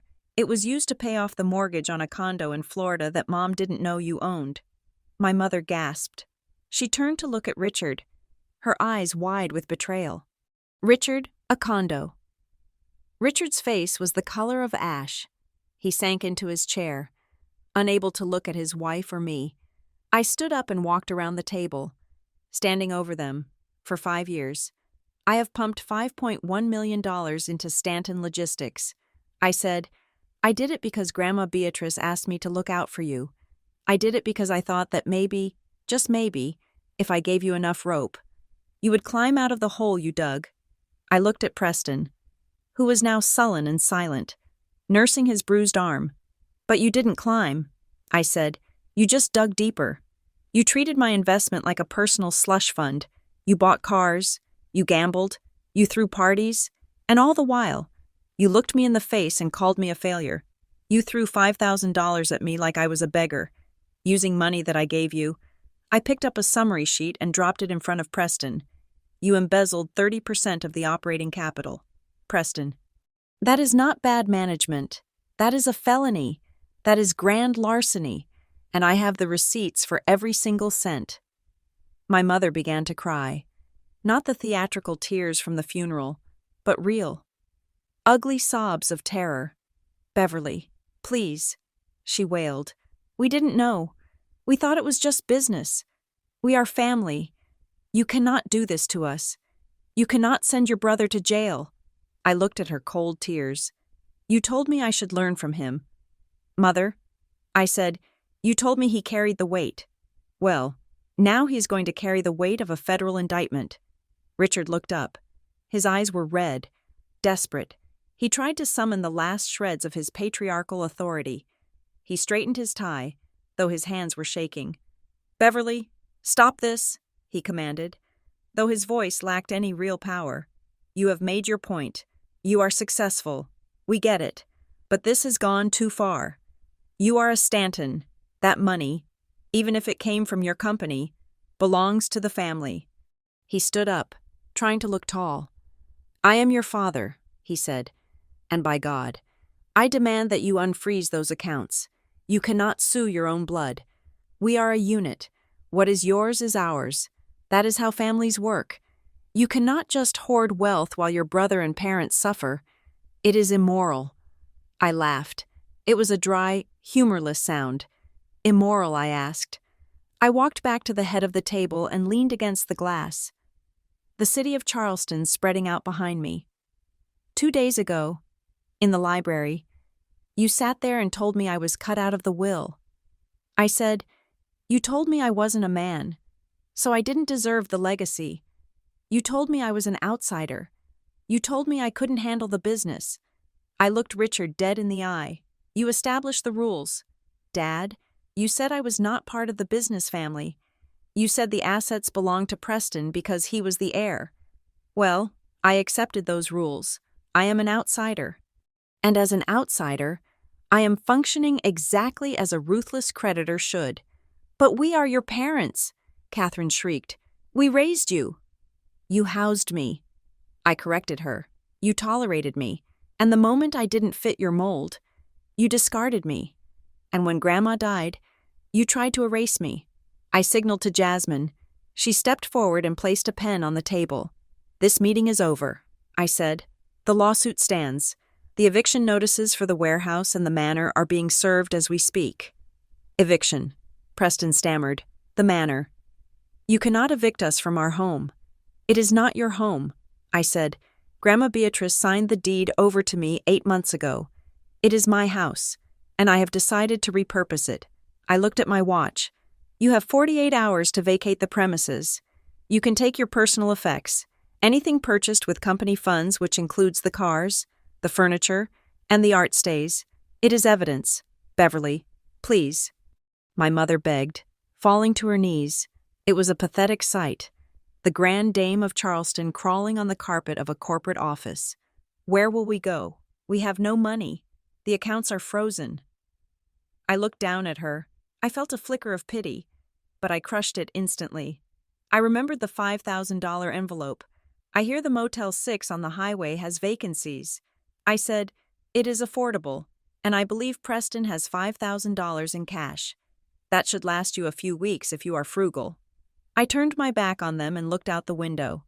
Security, escort them out, I said. I heard the guards step forward. I heard Preston shouting obscenities. I heard my mother sobbing. I heard my father trying to negotiate, his voice fading as they were dragged toward the door. You will regret this, Beverly Preston screamed from the hallway. You will burn in hell for this. The heavy door slammed shut. The silence returned to the room. I stood there for a long time, watching the ships in the harbor. One of them was the Stanton Queen. I could see it from here. It was sitting low in the water, trapped at the dock. Jasmine walked up beside me. She handed me a bottle of water. That was brutal, she said softly. It was necessary. I replied, Are you okay? I took a sip of the water. My hands were steady. My heart was beating slowly, rhythmically. I am fine. Jasmine. I turned around and picked up the dossier. In fact, I said, I have never felt better. Now, let us call the district attorney. I believe we have enough evidence here to ensure my brother doesn't have to worry about paying rent for the next 5 to 10 years. State prison provides free housing. Right? Jasmine smiled. 3 hot meals and a cot. Perfect, I said. It is more than he left me. The air inside my father's Lincoln town car must have smelled like fear and stale cologne. I wasn't in the car. Of course. I was watching the GPS tracker moving across my screen in the command center I had set up in the hotel suite. But I knew the scent of desperation well enough to imagine it. After being ejected from my office, Richard and Preston had not gone to the police, and they certainly hadn't gone to a lawyer. They couldn't afford a good one anymore. Instead, they had reverted to their base instinct liquidation. They were trying to sell the furniture while the house was burning down. I tapped the microphone icon on my laptop, patching into the audio feed from the security cameras I had installed at the North Docks 3 months ago. I have a buyer, Dad, Preston was saying, his voice tinny through the car's Bluetooth system, which I had compromised weeks ago. It is a fire sale. Sure, we will take a 30% hit on the market value, but the land is worth $12 million. Even at $8 million, we can pay off the debt, pay off the silent partner, and restart. You are sure this Russo character has the cash? Richard asked, his voice shaking. He is a developer from Miami, Preston replied. He has been eyeing the waterfront for years. He will write a check today if we sign the deed over. I leaned back in my chair, sipping a cup of herbal tea. They were driving to the docks to sell my land. It was almost adorable how delusional they were. They truly believed that because they had the keys to the front gate, they owned the kingdom. I switched the monitor view to the main entrance of the Stanton Logistics Warehouse District. A black SUV pulled up to the gate, followed closely by the Lincoln. A heavy-set man in a linen suit stepped out of the SUV. Mr. Russo, presumably. He looked impatient. Preston jumped out of the Lincoln, flashing his winning smile, the one that used to charm investors before they looked at the balance sheets. "Mr. Russo," Preston called out, extending a hand. "Thank you for meeting us. As I said on the phone, we are looking for a quick close, cash deal. The title is clean." Russo didn't shake his hand. He was staring at the gate. "Mr. Stanton," Russo said, pointing a thick finger at the metal barrier. "I thought you said you owned this facility." "We do," Preston said, laughing nervously. "It has been in the family for 4 generations. "Then why?" Russo asked slowly. "Does the sign say that Preston turned around?" Over the last hour, while they were driving from my office, a team of contractors I hired had been very busy.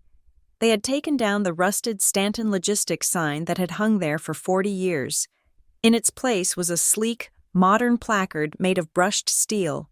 It read, "Property of BS Real Estate Group, no trespassing, violators will be prosecuted. B.S. Group, Beverly Stanton Group." A little inside joke, I allowed myself. What the hell? Preston muttered. He walked toward the keypad to punch in the entry code. It beeped 3 times. Access denied. He punched it again. Access denied. Must be a malfunction. Preston stammered, sweat beginning to bead on his forehead. "The system is old. Let me just call the guard shack." He didn't have to. The door to the guard shack opened, and a man stepped out. It wasn't Old Man Miller, the sleepy security guard who had worked there since I was a child. It was a man I knew well, Captain Davis, the head of the private security firm I used for Vanguard's server farms. He was 6 feet 4 inches of muscle, wearing a tactical vest. "Can I help you, gentlemen?" Davis asked, his voice polite but firm. "Open the gate." Preston barked. "I am Preston Stanton. I own this place. I am afraid that is incorrect." "Sir," Davis said calmly. He held up a clipboard. "I have the property registry right here. This land is owned by B.S. Real Estate Group. Stanton Logistics is listed as a tenant." "Tenant." Preston screamed. "We are not tenants. We are the landlords." Davis checked the clipboard again. "Actually, regarding that, I have a notice here for a Mr. Richard Stanton." Richard stepped out of the car, looking pale. "That is me." Davis walked over and handed him a thick envelope. "This is a notice to quit," Davis said. "Your commercial lease expired yesterday. The new owner has declined to renew. You are currently trespassing." Richard tore open the envelope. His hands were shaking so badly he nearly dropped the papers. "This says we have 48 hours to vacate." Richard stammered. 48 hours. But the warehouses are full. We have $10 million of cargo in there. That sounds like a logistical problem. "Sir," Davis said, "the owner wants the premises broom cleaned by Friday at noon. Anything left on the property after that time will be considered abandoned property and auctioned off to cover back rent." "Back rent," Preston shouted. "We don't pay rent. We own it, Mr. Russo, who had been watching this unfold with a look of increasing disgust, shook his head. "You told me the title was clean." "Stanton," Russo said, his voice dropping to a dangerous growl. "You brought me here to buy a property you don't even own. You trying to scam me?" "No." "No," Preston pleaded, grabbing Russo's arm. "It is a mistake. My grandmother left it to me. I can prove it. Get your hands off me," Russo snapped, shoving Preston back. "I don't do business with clowns. Lose my number." Russo got back into his SUV. The driver peeled out, leaving a cloud of dust that coated Preston's expensive Italian shoes. Preston ran to the gate, rattling the bars. "Let me in. I need to get to the office." "The deeds are in the safe." Davis stepped forward, placing a hand on his holster. "I wouldn't do that." "Sir, we are authorized to use non-lethal force to prevent a breach, and frankly, I am itching to test out this new taser." Richard grabbed Preston's shoulder. "Stop it, son, stop." He held up the document Davis had given him. Attached to the eviction notice was a photocopy of a deed of gift. "Look," Richard whispered. "Look at the signature." Preston snatched the paper. He stared at it. "Beatrice Stanton," he read, To Beverly Stanton. Dated 8 months ago. He looked up, his eyes wide with horror. She gave it to her. Before she died. Richard nodded, tears streaming down his face. We don't own the land. Preston. We never did. Mom gave the dirt to Beverly. We just own the company. Preston crumbled. He sank to his knees in the gravel. A shipping company without a dock was like a restaurant without a kitchen. It was nothing. It was air. The cargo, Preston whispered. If we can't move the cargo in 48 hours, the clients will sue us for negligence. We will be liable for the full value of the goods. That is $20 million in liability, and we can't move it, Richard said, his voice dead. The accounts are frozen. We can't hire trucks. We can't pay the crane operators. They were trapped. I had locked them in a room and sucked out the oxygen. I closed the laptop. Phase 2 was complete. But I wasn't done. I picked up my phone. It was time to deliver the second blow. While Richard and Preston were having their meltdown at the docks, a courier was pulling up to the driveway of the Stanton Manor. I switched feeds to the doorbell camera of the house. I had installed it myself last Christmas, supposedly for their safety, but really so I could keep an eye on things. My mother, Catherine, answered the door. She was wearing a silk robe, holding a glass of sherry. It was 11 in the morning. Mrs. Stanton, the courier asked. Yes, delivery for you? Legal documents. She signed for it. Looking confused, she tore open the package right there on the porch. I watched her face as she read. It was a study in slow-motion devastation. It was an eviction notice for the residents. You see, the deed of gift didn't just cover the industrial park. It covered the entire estate. The ancestral home, the gardens, the guest house. Grandma Beatrice had signed it all over to me. My mother dropped the glass. It shattered on the stone porch. She fell against the door frame, gasping for air. She ran inside, scrambling for the phone. My cell phone rang on the desk. Mother. I let it ring 3 times before answering. Hello, Beverly, she screamed. Her voice was unrecognizable. It was raw, hysterical. Beverly. Tell me this is a joke. A man just came and said we have to leave. He said the house is yours. It is, Mother, I said calmly. How could you? She sobbed. This is my home. I have lived here for 30 years. Your father was born here. You cannot kick your own mother out on the street. I leaned forward, staring at the wall of my hotel suite. Do you remember? Mother, I asked softly. Do you remember the reading of the will? What does that have to do with anything? You sat there. I continued, my voice hard as diamond. You sat there and told me that I was 32 years old and had nothing. You told me that Preston carried the weight of the family. You said I wasn't strong enough. I didn't mean... You meant every word. I cut her off. You said I couldn't carry the weight, and you were right. Mother, I can carry a multi-million-dollar corporation. I can carry a global supply chain. But I cannot carry parasites, Beverly. Please, I am your mother and I am your landlord. I said, you have 48 hours. I suggest you start packing the china. But not the silver. The silver belongs to the estate. If a single spoon is missing, I will file theft charges. I hung up. I didn't feel happy. I didn't feel sad. I felt efficient. I was excising a tumor. It was messy, but it had to be done. But Preston, as I predicted, wasn't ready to go quietly. He was stupid, but he was a cornered rat, and rats bite. An hour later, my lawyer, Jasmine, called me. Beverly, we have a problem, she said. What is it? Preston just filed an emergency motion at the courthouse. He is contesting the deed of gift. On what grounds, I asked. The signature is authentic. He is claiming undue influence and lack of capacity. Jasmine said, he has filed an affidavit claiming that Grandma Beatrice was suffering from advanced dementia at the time of the signing. He claims she didn't know what she was doing. I sighed. I had expected this. And the proof, I asked. He has a letter, Jasmine said. A letter from a Dr. Stevens. It states that he examined Beatrice 8 months ago and found her mentally incompetent. I smiled. Dr. Stevens, the family doctor who had a well-known gambling problem and owed Richard money, He filed the letter with the court, I asked. Is it officially in the record? Yes. Jasmine said, he just submitted it. He is asking for an immediate freeze on the eviction. Perfect, I said. Perfect, Jasmine asked. Beverly, this could drag on for months. If the judge believes the medical report, he won't. I interrupted, because Preston just walked into the trap. I opened a file on my laptop labeled the insurance policy. Jasmine, I said, do you remember when I told you that Grandma Beatrice was the smartest person in the family? Yes, when we signed the deed of gift. Grandma insisted on doing it properly. She knew Preston would try this. She knew he would try to say she was crazy. I clicked on a video file. So, on the day of the signing, I hired 2 independent forensic psychiatrists from the state university. They conducted a full 2-hour mental evaluation of Grandma on camera.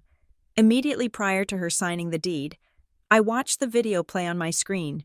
It showed Grandma Beatrice sitting in her hospital bed, looking frail but sharp-eyed. State your name and the date, the psychiatrist on the screen said. Beatrice Stanton. It is May 12th, 2025. Grandma replied clearly, and I am signing this deed of my own free will because my grandson is a thief and my son is a coward. I paused the video. I also have the notary and the psychiatrists on tape certifying her capacity. I told Jasmine, the timestamp on the video matches the timestamp on the deed. Holy hell, Jasmine laughed. That is bulletproof. It is more than that. I said, Preston just filed a forged medical document with the court. He submitted false evidence to a judge. That is perjury, Jasmine said, and fraud upon the court. And since he used the mail to send the initial notice mail fraud, exactly. I sent the video file to Jasmine. Send this to the judge, I said, and send a copy to the district attorney. My brother wanted to prove Grandma was crazy. Instead, he just proved he is a criminal. I stood up and walked to the window. The sun was setting over Charleston, painting the sky in bruises of purple and red. It was almost over. They had no money. They had no home. They had no business. And now, thanks to Preston's final, desperate gamble, they had no freedom. I picked up the velvet diary I had taken from the safety deposit box. I hadn't opened it yet. I wanted to wait until the work was done. I sat down on the sofa and opened the first page. Grandma's handwriting was shaky but legible. My dearest Beverly, it read, if you are reading this, it means you had the courage to do what needed to be done. Do not feel guilty. You are not destroying the family. You are pruning the dead branches so the tree can survive. I closed the book and held it to my chest. I am trying. Grandma, I whispered, I am trying. The fall of the House of Stanton did not look like a Shakespearean tragedy. It looked like a reality television show filmed in a budget motel room on the outskirts of North Charleston. My private investigator had sent me the address. It was the Palm Breeze Motor Inn, a place where the breeze smelled of diesel fumes and the palms were made of fading plastic. After being evicted from the manor, my family had retreated here. They had squeezed their egos, their designer luggage, and their remaining $5,000 into a double room with peeling wallpaper. I sat in my car across the street, listening to the audio feed from the bug I had placed in Preston's laptop bag before he was thrown out of the office. I didn't need to listen, but I couldn't look away. It was a morbid fascination, like watching a car crash in slow motion. The silence of their first night had been replaced by the vicious noise of blame. It is your fault. Catherine Richards' voice cracked through the speaker. You coddled him. You told him he was a prince. You let him buy that damn car. Don't you dare blame me, my mother shrieked back. You are the one who let him run the books. You are the chairman. You were supposed to be watching him. And you were the one who didn't check on Beverly. How could you not know your own daughter was a multimillionaire? You are blind, Richard. You are a blind, useless old man. Shut up, Preston yelled. His voice was thick, likely from cheap vodka. Stop fighting. We need a plan. We need to sue her. We need to find a lawyer who will take the case on contingency. No lawyer will touch us. Preston Richard shouted, You filed a forged medical document. You committed perjury. Do you know what that means? It means we are dead in the water. I took off the headphones. The venom in their voices was exhausting. They weren't mourning the loss of their home or the legacy of Grandma Beatrice. They were mourning their loss of status. They were rats trapped in a bucket, turning on each other because there was nothing else left to eat. I didn't have to wait long for the finale. At 6 a.m, 2 unmarked sedans and a local police cruiser pulled into the motel parking lot. I watched as 4 officers in windbreakers marked Economic Crimes Unit got out. They didn't knock politely. They pounded on the door of room 114. "Police, open up." The door swung open. I saw Preston standing there in his silk boxers, looking pale and puffy. He didn't fight. He didn't run. He just slumped. The fight had left him the moment he realized his credit card wouldn't work. They cuffed him. I watched my brother, the man who thought he was the king of Charleston, being led away in handcuffs while tourists in flip-flops watched from the balcony above. My mother came out screaming, clutching her robe. My father stumbled out behind her, his face a terrifying shade of gray. And then, Richard fell. He didn't stumble. He collapsed. It was as if his strings had been cut. He hit the concrete with a heavy, sickening thud. My mother's screams shifted from anger to pure, unadulterated terror. I started the engine of my car. I didn't rush over. The ambulance was already on its way. I had called them the moment I saw him grab his left arm. I was not a savior. I was a witness. 3 hours later, I walked into the Charleston County Hospital. I didn't go to the VIP wing with the private suites and the ocean views. I went to the general ward on the 3rd floor. The air smelled of antiseptic and boiled cabbage. It was a smell I associated with poverty, the very thing my family had spent their lives running from. I found them in a curtained partition at the end of the hall.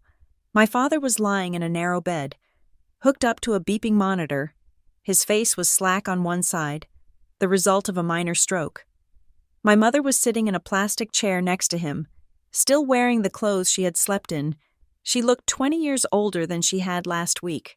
Her hair was unkempt, her makeup smeared. When she saw me, she didn't scream. She didn't beg. She just looked at me with dull, defeated eyes. "He is stable," she whispered. The doctor said it was a warning shot. High blood pressure, stress. I nodded. I walked to the foot of the bed. Richard's eyes fluttered open. He looked at me. There was no arrogance left in him, just fear. "Beverly," he croaked. His speech was slurred, thick like his tongue was too big for his mouth. "Hello?" "Dad, they took Preston," he said, tears leaking from his eyes. "They took my boy." "I know." I said, "I saw." My mother looked down at her hands. "The hospital wants a credit card." "Beverly, we don't have one that works.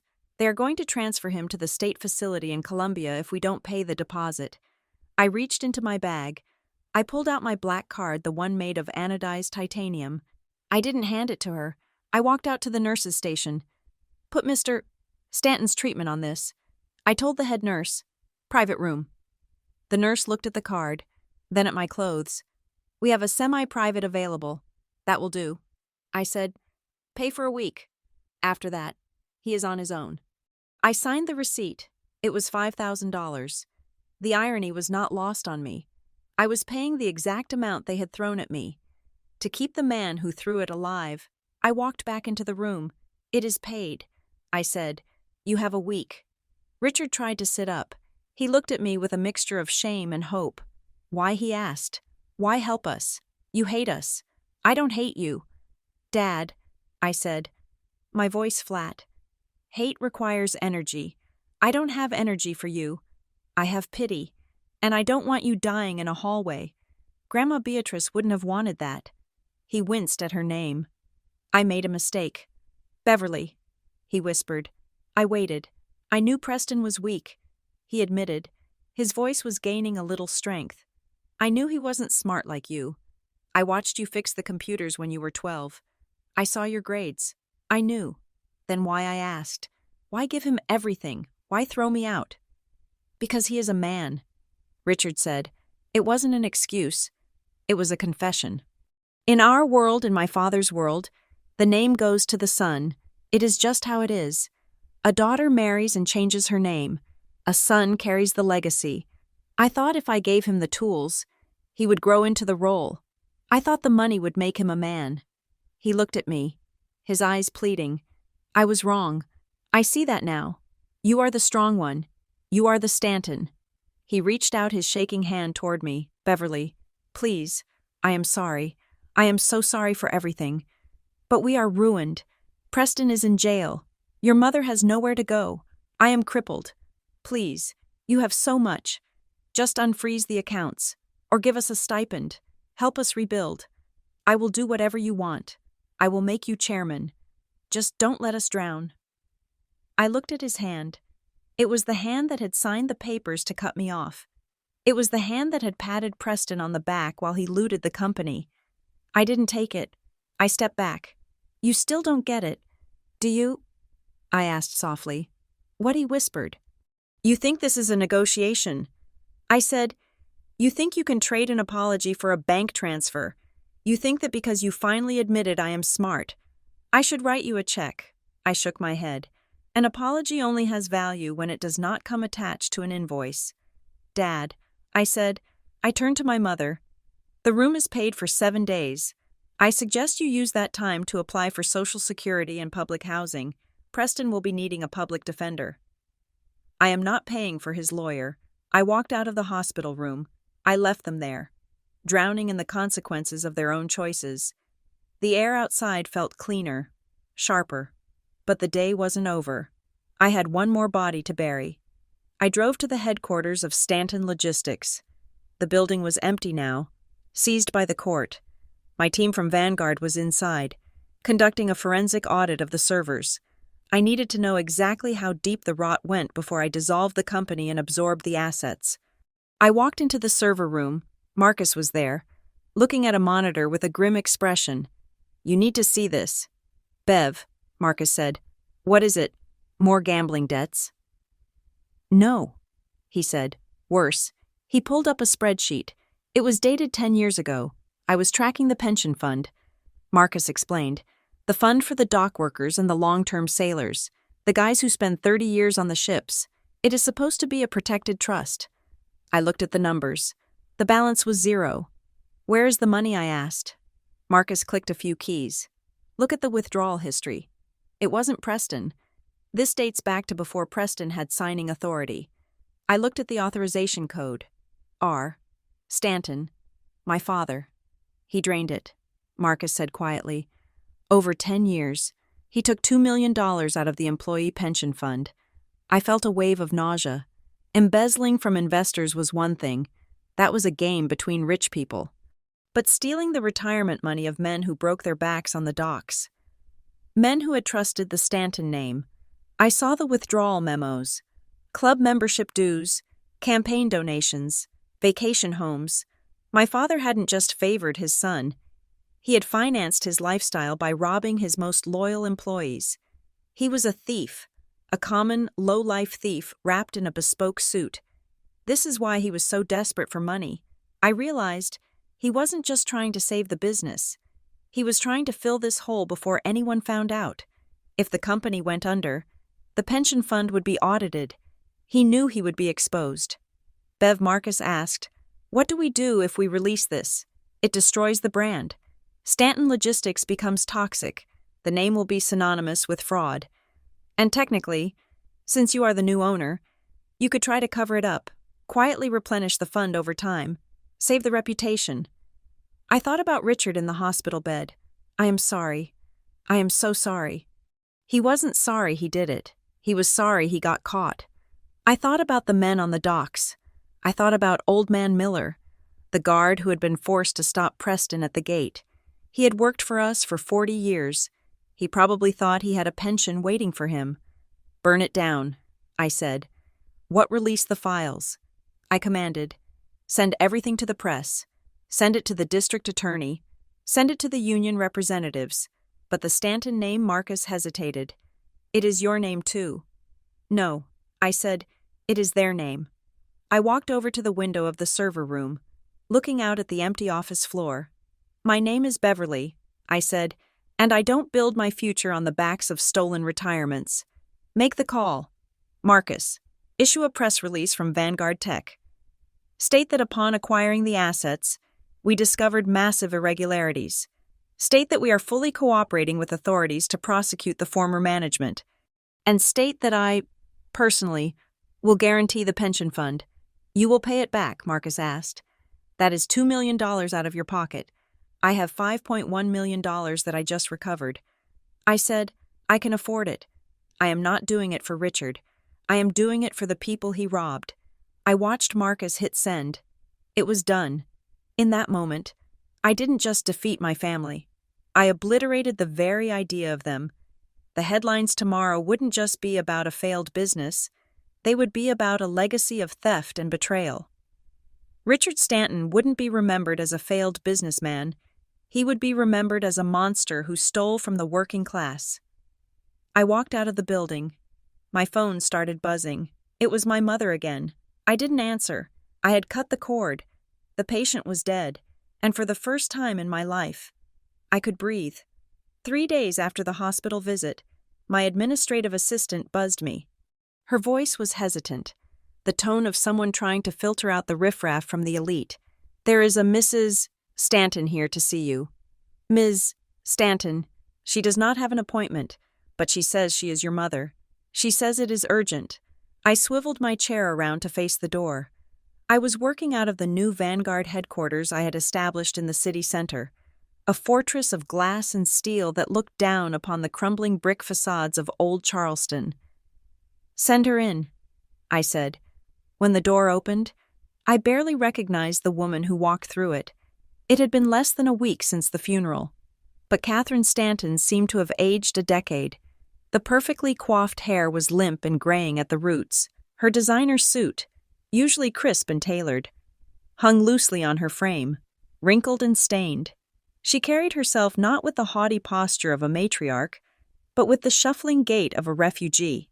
She sat down in the chair opposite my desk without waiting for an invitation. She placed her hands on her lap. They were trembling. Beverly, she said. Her voice was thin, reedy. Hello, Mother. I did not offer her water. I did not offer her comfort. I sat behind my desk, a monolith of black marble, and waited. I heard about the pension fund, she said. It is all over the news. They are calling your father a monster. He is a monster, I replied. He stole $2 million from the people who worked for him. She nodded quickly. Too quickly. Yes, he is. That is what I came to tell you. I didn't know. Beverly, you have to believe me. I had no idea he was doing that. I thought the money came from the business profits. I am a victim here too. I leaned back, studying her. This was the woman who had mocked my cheap clothes. This was the woman who had stood by while Preston threw an envelope of cash in my face. What do you want, Mother? She took a deep breath, steeling herself.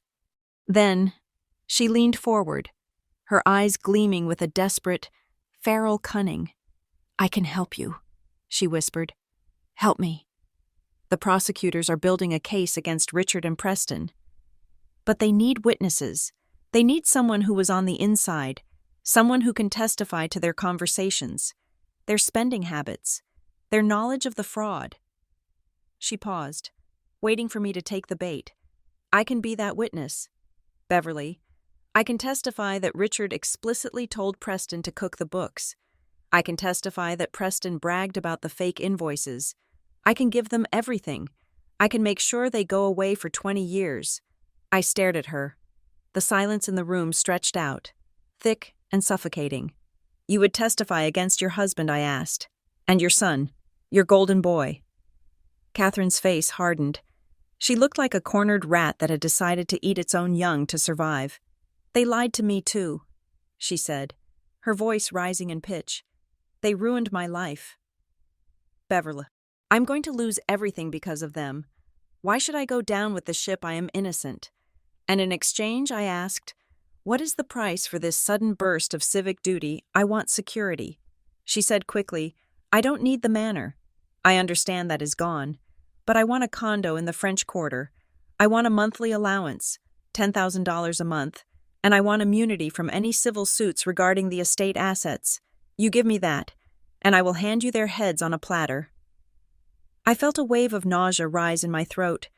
It was stronger than the anger I had felt toward Preston. It was deeper than the disappointment I felt in Richard. This was pure, unadulterated disgust. Richard was a thief because he was weak and entitled. Preston was a fraud because he was stupid and greedy. But Catherine was something far worse. She was a survivor with no soul. She was willing to sell the two people she claimed to love more than life itself, just to keep her nails manicured and her address prestigious. I stood up. I walked around the desk and stood over her. "You are pathetic," I said. She flinched. "Beverly, please, be practical. You want them punished. I can guarantee it. I don't need your help to punish them," I said coldly. "I have the bank records. I have the emails. I have the video of Grandma Beatrice. They are already dead men walking. I don't need their mother to drive the final nail in the coffin." I walked to the window, looking out at the city. I thought Richard was the villain of this story. I said, not looking at her, "But he did it for you, didn't he? He stole that pension money to buy you the jewelry and the vacations. He broke the law to keep you in the lifestyle you demanded. And now, when the bill comes due, you want to trade him in for a condo." I turned back to face her. "Here is my counteroffer. Mother. And it is the only one you are going to get." She looked up, hope flickering in her eyes. "I will buy a small, 2-bedroom house in West Ashley. Not the French Quarter, the suburbs. It will be modest, clean, safe. I will put the deed in a trust so you cannot sell it or mortgage it. I will pay the utilities, and I will give you a monthly stipend of $2,000 for food and basics." "2,000, she gasped. "That is poverty level. I cannot live on that. Who will cook? Who will clean? You will—" I said, "You have 2 hands, and there is one condition." I added, "What? You never speak to me again." I stared at her, letting the words sink in. "If you accept, you go to that house, and you live out your days in quiet reflection of the family you destroyed. If you try to contact me, or the press, or show up at my office again, the payments stop, the electricity gets cut, and you will be on the street." She sat there, her mouth opening and closing. She was calculating. She was weighing the humiliation of a suburban track home against the terror of a homeless shelter. "I will take it," she whispered. She didn't ask about Richard's health. She didn't ask about Preston's bail. She just took the deal. "Get out," I said. She stood up and scurried out of the office. She didn't look back. I watched the door close, and I felt like I needed a shower. I had just witnessed the absolute bottom of human nature, and it wore my mother's face. The next morning, the headlines hit. The Stanton collapse. Daughter exposes family fraud empire. Beverly Stanton, the Iron Lady of logistics. From disowned to owner, the billionaire in the shadows. My face was on the front page of the Charleston Post and Courier. They didn't use the photo of me looking meek at the funeral. They used a photo taken by a paparazzi as I left the courthouse the day before wearing sunglasses. A sharp white blazer, walking with the stride of a predator. The articles were brutal. They detailed the pension theft, the fake invoices, the forged medical documents. They painted Richard and Preston as incompetent crooks, and me as the ruthless, brilliant avenger who had cleaned house. I became an instant folk hero in the business world. My stock at Vanguard Tech jumped 15% overnight. Investors loved a CEO who could cut her own family's throat to save a bottom line. It signaled that I was unshakable, but amidst the praise, there was one loose end tugging at my sleeve. That afternoon, my personal line rang. The caller ID showed Charleston County Detention Center. I accepted the call. "This is a collect call from an inmate. Press 1 to accept." I pressed 1. "Bev." The voice was shaky, broken. It sounded like a child waking up from a nightmare. "Hello, Preston? Bev, you have to help me. It is hell in here. There are guys who know who I am. They know about the pension fund. They think I am rich. They are threatening me." I listened to the background noise, the shouting, the clanging of metal doors. It was a long way from the country club. "I am scared. Bev, please. The bail is set at $500,000. I know you have it. Please bail me out. I will do anything. I will work for you. I will sweep the floors at the warehouse. I will pay you back every cent. Just get me out of here." I leaned back in my chair. I remembered the library. I remembered him laughing as he tossed the envelope at me. "Consider it a gift. For your airfare back to Chicago." He wanted a job. He wanted a loan. "I will send you a care package." "Preston," I said. "Really? Oh, thank God. Thank you. Bev, I knew you wouldn't leave me here. When will the bail bondsman come?" I didn't answer. I hung up. I called my assistant. "Get a courier." I said, "I need a package delivered to the county jail. Inmate Preston Stanton. What is in the package?" "Ma'am," I opened my desk drawer. I pulled out a book I had purchased that morning from a bookstore down the street. It was a paperback titled, "Starting from Zero: A Guide to Rebuilding Your Life After Bankruptcy." I also pulled out my wallet. I took out 5 crisp $1,000 bills, $5,000, the exact amount he had given me. "Put this book in the package," I told my assistant, "and put this cash inside the front cover. Include a note. What should the note say? Write this seed capital. Invest it wisely. Do not spend it all in one place." I sent the package. It was petty. It was cruel. And it was the most satisfying $5,000 I had ever spent. With the family drama finally silenced, I turned my attention to the physical ruins of the empire. The North Docks were a mess. Years of neglect had turned the warehouses into rust buckets, but I saw the potential that my father and brother had been too blind to see. I announced a $50 million renovation plan. We weren't just going to store boxes. We were going to build a fully automated, AI-driven logistics hub. I hired architects to design solar-powered cranes. I brought in my engineers from Vanguard to wire the entire port for high-speed data transfer. I spent my days walking the site in a hard hat, supervising the demolition of the old Stanton signs. The workers, many of them the same men whose pensions I had just restored, looked at me with a mixture of fear and reverence. They didn't love me, but they respected me. And unlike my father, I paid them on time. One evening, 3 weeks after the arrests, I was leaving the construction site late. The sun had gone down, and the shadows stretched long across the concrete.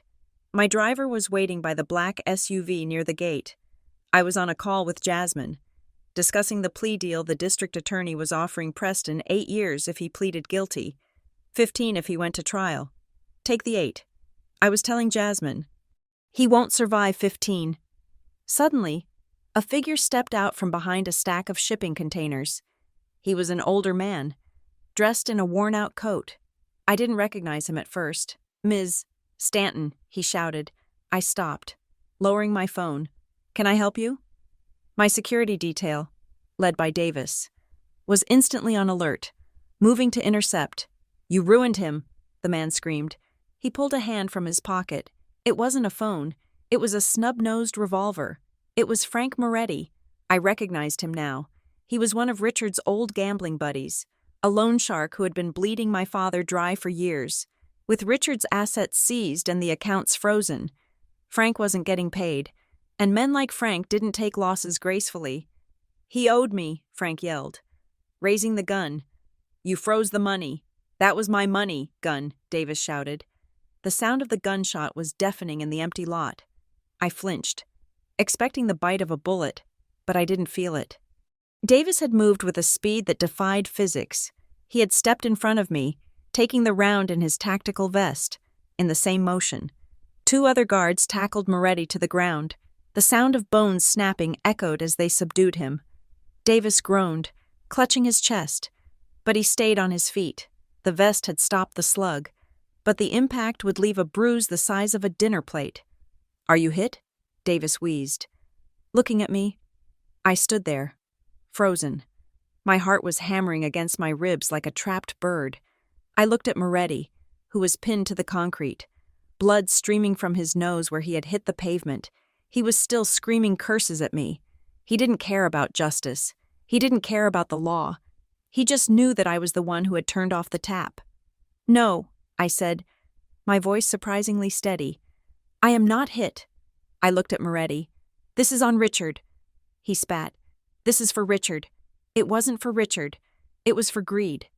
It was always for greed. I realized then that my victory had a cost.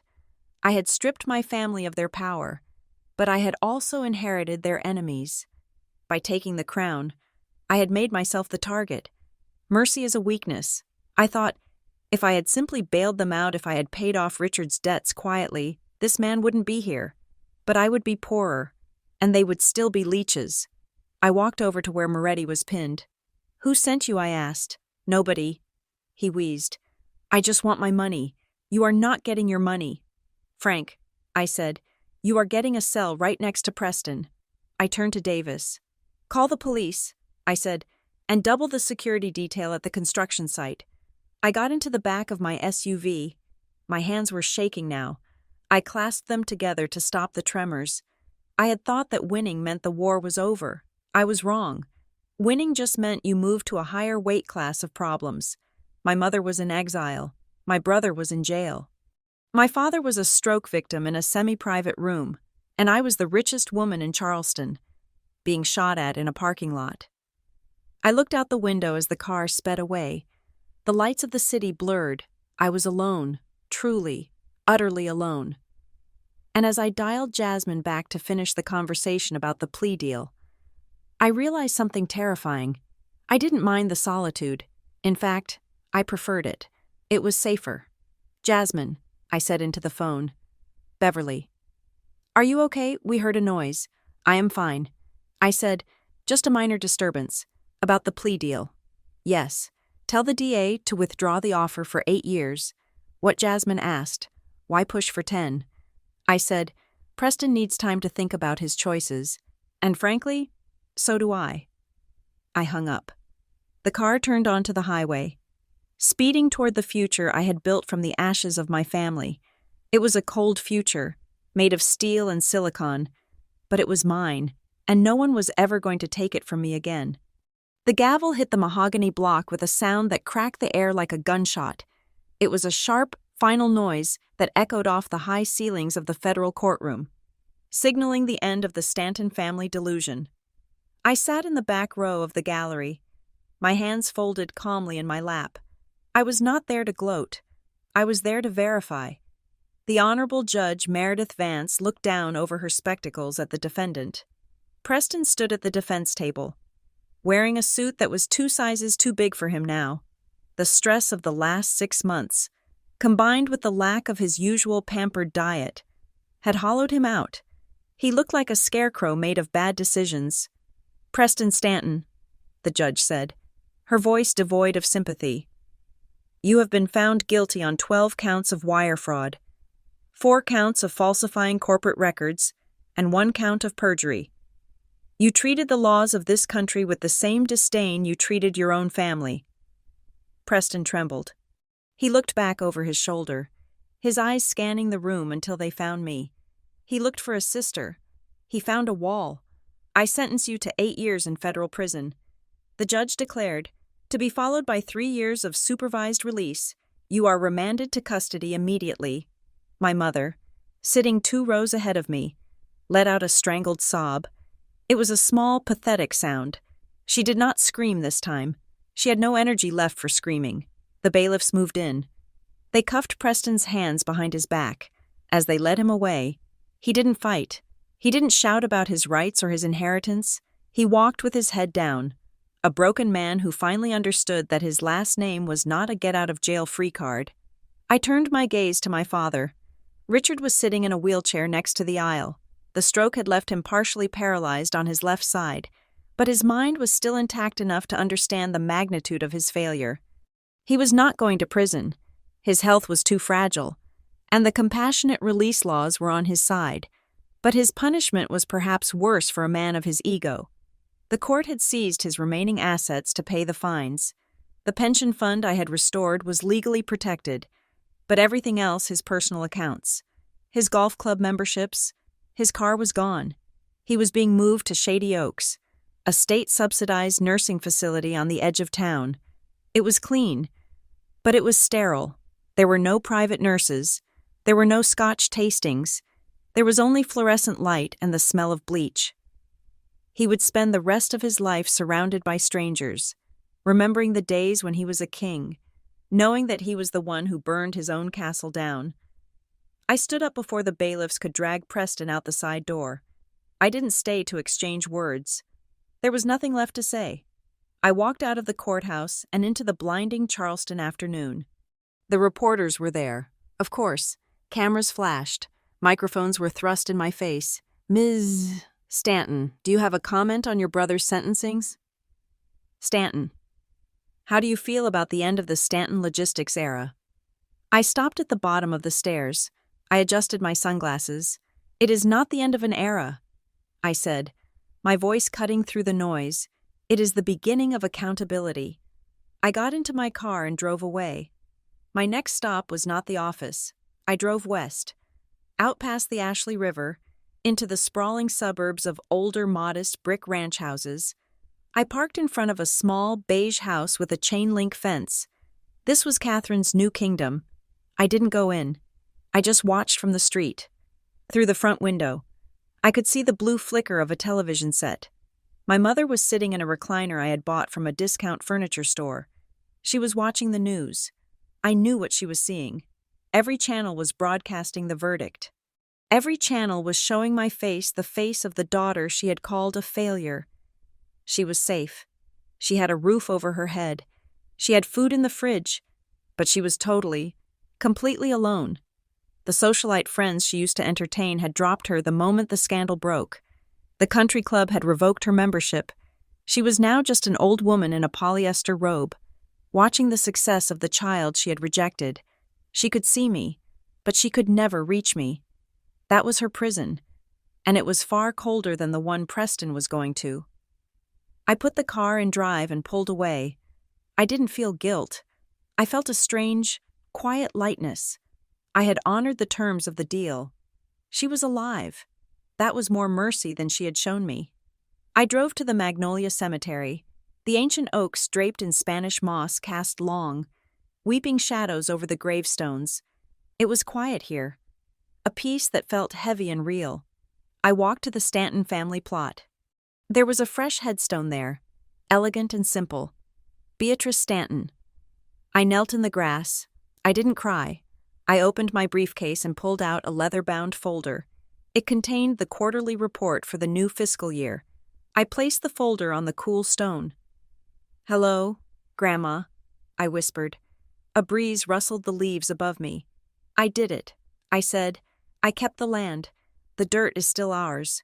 But I had to clean house." I traced the letters of her name with my finger. "I didn't destroy the family, Grandma. I just cleared the weeds so the roots could breathe. You were right. They were rot, and you cannot build a legacy on rot." I stood up and brushed the dirt from my knees. "I changed the name today. I told the stone. The paperwork went through this morning. Stanton Logistics is dead. Long live Beatrice Global Solutions." I turned and walked back to the car. I left the report on her grave. She was the only shareholder I reported to now. The next few months were a blur of construction and code. With the parasites gone, the host could finally thrive. I merged the remaining infrastructure of the old logistics company into the Vanguard ecosystem. We stripped the ships of their old analog controls and retrofitted them with the automated navigation systems I had designed. We tore down the rusting warehouses at the North Docks and built a vertical storage facility run by robotics. It was sleek, it was efficient, it was profitable. But profit was just fuel. It wasn't the destination. I sat in my office on the 40th floor of the newly christened Beatrice Tower. My CFO, Marcus, walked in holding a check. "This is the final transfer." "Bev," he said, $5.1 million. I looked at the check. It was the exact amount I had originally invested, the amount Preston had stolen, squandered, and lied about. I had clawed every cent of it back through the liquidation of their personal assets and the insurance payouts. "What do you want to do with it?" Marcus asked. "Reinvest in R.D. Buy a yacht." I laughed. "No yachts." I picked up a pen and turned the check over. "Deposit this into a new charitable trust," I said. "Call it the Black Sheep Fund." Marcus raised an eyebrow. the Black Sheep Fund. It is a scholarship program. I explained. It is for kids who want to study engineering, computer science, or the arts. But there is a criteria. They have to be the ones their families didn't believe in. The outcasts. The ones told they weren't good enough. I handed the check back to him. Find them, Marcus. Find the ones who are invisible, and give them a full ride, tuition, housing, and a stipend. I want to make sure the next Beverly Stanton doesn't have to wait 10 years to prove her worth. Consider it done, Marcus said, smiling. He left the room. I stood up and walked to the floor-to-ceiling window. The view was spectacular. Below me, the port of Charleston was a hive of activity. The cranes were moving like synchronized dancers, loading containers onto the Beatrice Star, the flagship of my new fleet. I took a deep breath. For years, I had been driven by anger. Anger at my father's dismissal, anger at my mother's cruelty, anger at my brother's greed. That anger had been a fire that kept me warm, but it had also burned. Now, looking down at the empire I had built, I realized the fire was out.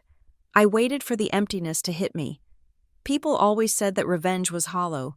They said that once you got what you wanted, you would feel alone. I checked my pulse. It was steady. I checked my heart. It was light. I didn't feel hollow. I felt free. I had cut out a malignant tumor. I had survived the surgery. And now, for the first time in 32 years, the body was healthy. I wasn't defined by being a Stanton anymore. I was defined by what I built. My solitude wasn't a punishment. It was a luxury. It was the quiet of a room where no one was yelling, no one was lying, and no one was stealing.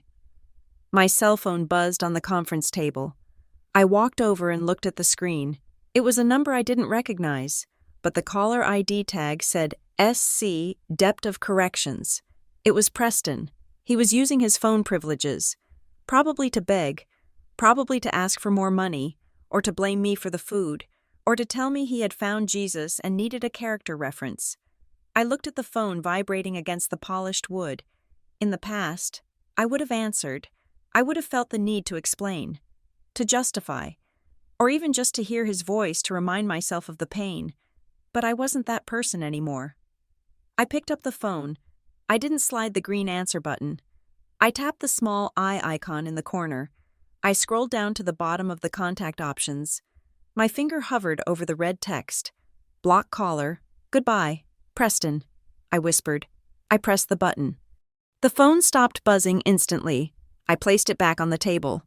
The door to the conference room opened. Jasmine, Marcus, and the board of directors from our new Asian partners were waiting in the hallway. Ms. Stanton Jasmine asked, "We are ready to begin the merger talks." I turned away from the window. I turned away from the view of the port, the view of the past, the view of the family that never was. I smoothed the lapels of my white suit. I smiled. I am ready, I said. I walked toward the door. I stepped into the hallway, into the light, into the noise of business and future and life. I reached back and pulled the heavy door shut behind me. It clicked with a solid, satisfying sound. The past was on the other side, and I didn't have a key anymore. Thank you so much for listening to this story. If you enjoyed watching Beverly take back what was hers and serve justice to a family that didn't deserve her, please let me know in the comments below. I would love to know where you are listening from, whether you are in the US, Vietnam, or anywhere else in the world. Drop your flag or your city in the comments so we can see how far Beverly's story has traveled. And if you want to hear more stories about karma, revenge, and justice, please make sure to subscribe to the channel Blue Payback. Smash that like button if you think Preston got exactly what he deserved. And don't forget to hit the hype button to help this story get recommended to more people. Your support helps us bring more of these dramas to life. Stay safe, and remember, never underestimate the silent partner.